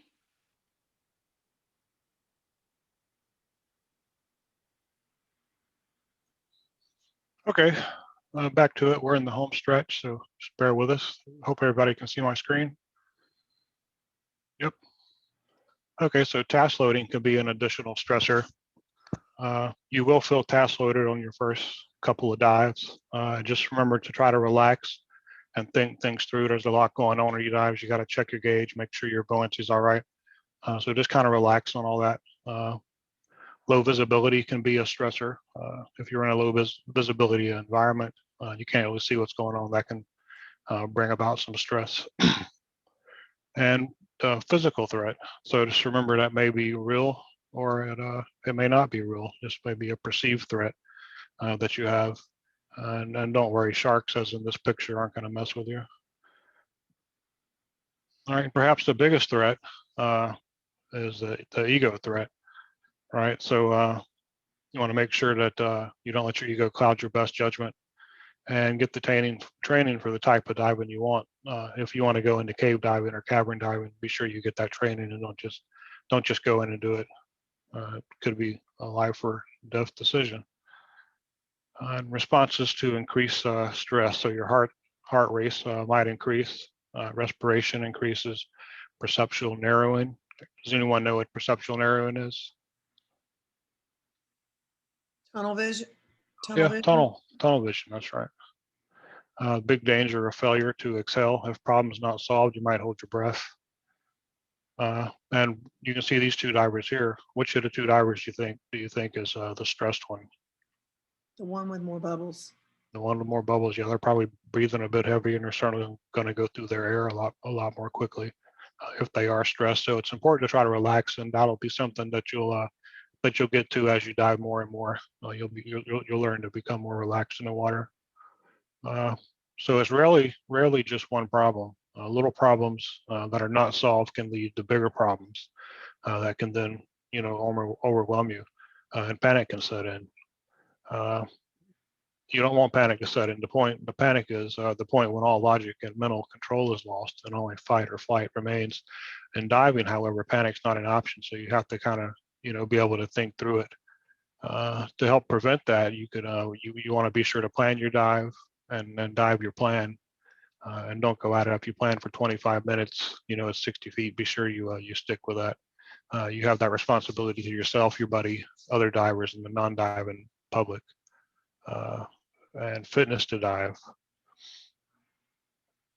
So diving requires physical and emotional fitness, and believe it, the diving is 40% physical and 60% mental. So when all else fails, you want to stop, breathe, think, breathe and react. So say that again: stop, breathe, think, breathe, and react. So stop what you're doing, take a full breath, cycle, think about what you need to do, take another breath, and then start reacting. So the reaction, solve it underwater if it's possible. So solve it on the surface if needed. You may have to abort or cancel your dive if necessary, and divers should respect each other's decision. It's much easier than doing a rescue later on than going ahead and calling the dive and ascend to the surface. So the panic cycle, the problem begins to occur. Stress does increase. So a diver in control, the stress will be recognized. The diver will stop, breathe, think, breathe, and react, and the problem can get resolved then. The diver without control goes into perceptual narrowing. The skills change, and even more stress comes about, and then you have panic in flight, where the diver will want to just probably shoot up to the surface, which would not be very safe. So starve for air. You may feel like you're starved for air if you're underwater and you start to panic. You want to be sure to take slow, deep breaths and signal your buddy, and then ascend slowly to shallower water. All right, solving a leg cramp. You want to take a slow pace. You want to stretch at the first sign. Grasp the tip of your fin. You hold your leg straight out, grasp the tip of your fin and pull it back towards you is a good way to get a leg cramp out. Or your buddy can hold your leg and do that for you also. So managing physical problems, entanglement, self-assistance, buddy assistance. I know Maureen encountered someone one time that she had to cut out because their spool, they got wrapped up in their spool so bad that they just had to be cut out. Streamlining, you want to make sure that everything, your gauges and everything else as you move through the water is streamlined. You don't want anything hanging down. And loss of buoyancy. The weight system comes off. You can dump air from your BC, flare during ascent, and just make sure that you keep breathing. If the power inflator sticks open, you can hold the vent button open and disconnect the hose if you absolutely had to. If the inflator doesn't work, you can always orally inflate, and as a last resort, you could drop your weights. So out of air emergencies. So have you checked your gauge lately? Right, so you always want to check your gauge very often to make sure that you have plenty of air to get back to the surface. So dependent and independent. So dependent, you would have the octopus breathe, the buddy breath, and backup scuba unit. Independent would be emergency swim and ascent, a positive buoyant ascent. And that's it there. Location of the octopus regulator. You see here they have it actually strapped to the side. We used a necklace to strap them to us. I think it's a lot easier and makes a lot more sense. There's two types of octopus that are easily accessible. You can see one hanging there toward the middle, and that one is pretty low. When we use it, they're up just below your neck, so you can get to it really easily. You don't have to stretch and reach around to try to get to it. So the diver signals are low on air and then out of air. The buddy offers the primary regulator and then picks up the octopus. So out of air emergencies, the octopus, and you can see here they're sharing the air right here. And then they're going to do a controlled ascent. So out of air, buddy breathing. You can see that the buddy is out of air, and then they offer the primary regulator, and then they take the secondary regulator for themselves, and then they make their ascent. And just remember to always exhale on a regulator out of mouth. If the regulator is out of your mouth and you're ascending, you always want to make sure that you're blowing bubbles so you don't get an overexpansion injury. So out of air emergency, independent. So if the air is out, the buddy is too far away. Begin an emergency swim and ascent, and can keep pulling on your regulator because there is air there. And exhale, continue breathing attempts as you go up. And hopefully no one will ever come across that scenario, but if you have to, then that's what you should do. And if all else has failed, what are you going to do, right? A positive buoyant ascent. So that's what you want to go ahead and do. Which would you choose? Here we go. Drop your weight belt. Remember, the deeper to dive, the faster you use air.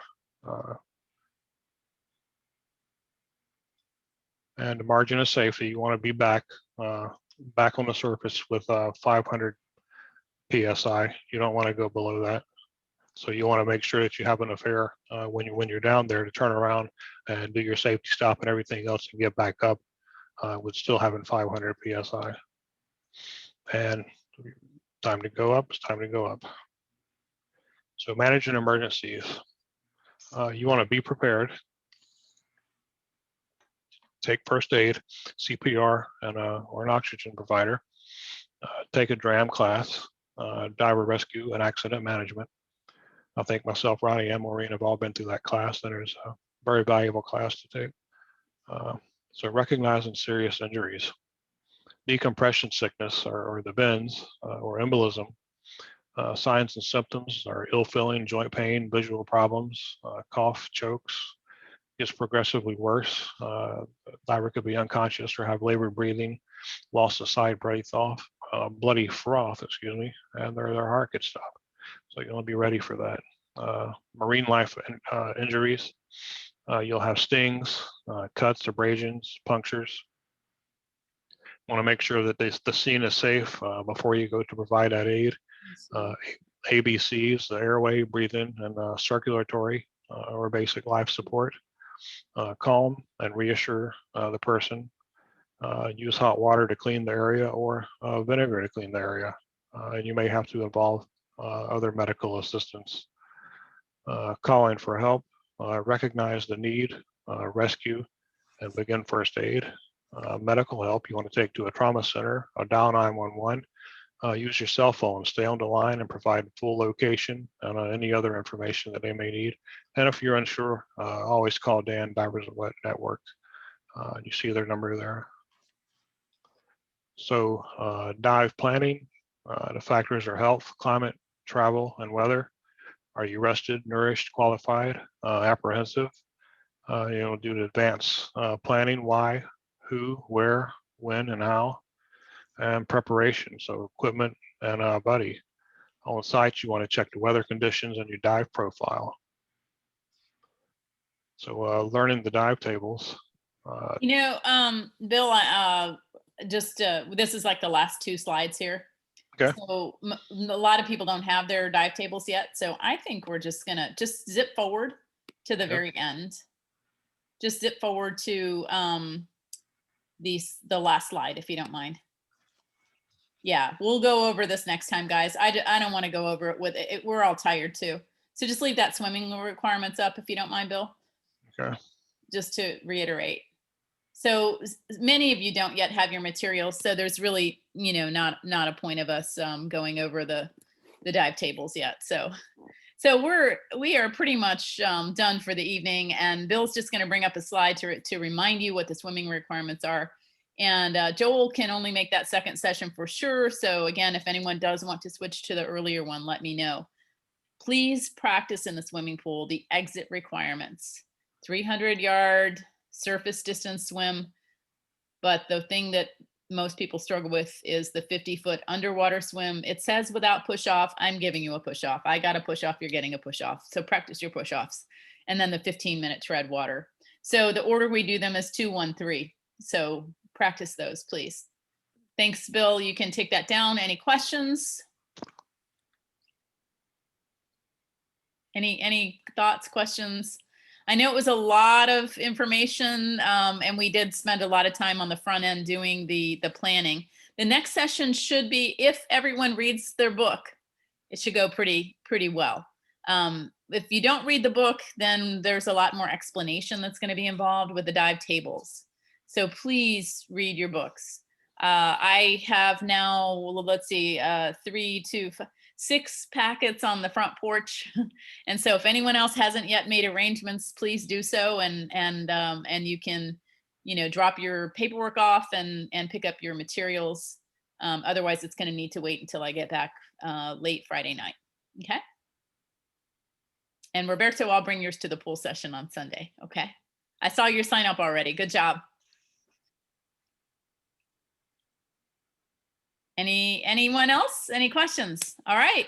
Let's give Maureen, Bill, and Ronnie a round of applause for their excellent teaching. Guys, I'm an instructor trainer. My job is to give them feedback. And so it's never from a place other than caring about them and wanting them to be the very best. So thank you guys for hanging in there on a very long evening. And I look forward to learning with you. The fun stuff is yet to come. Okay. Take care, everyone.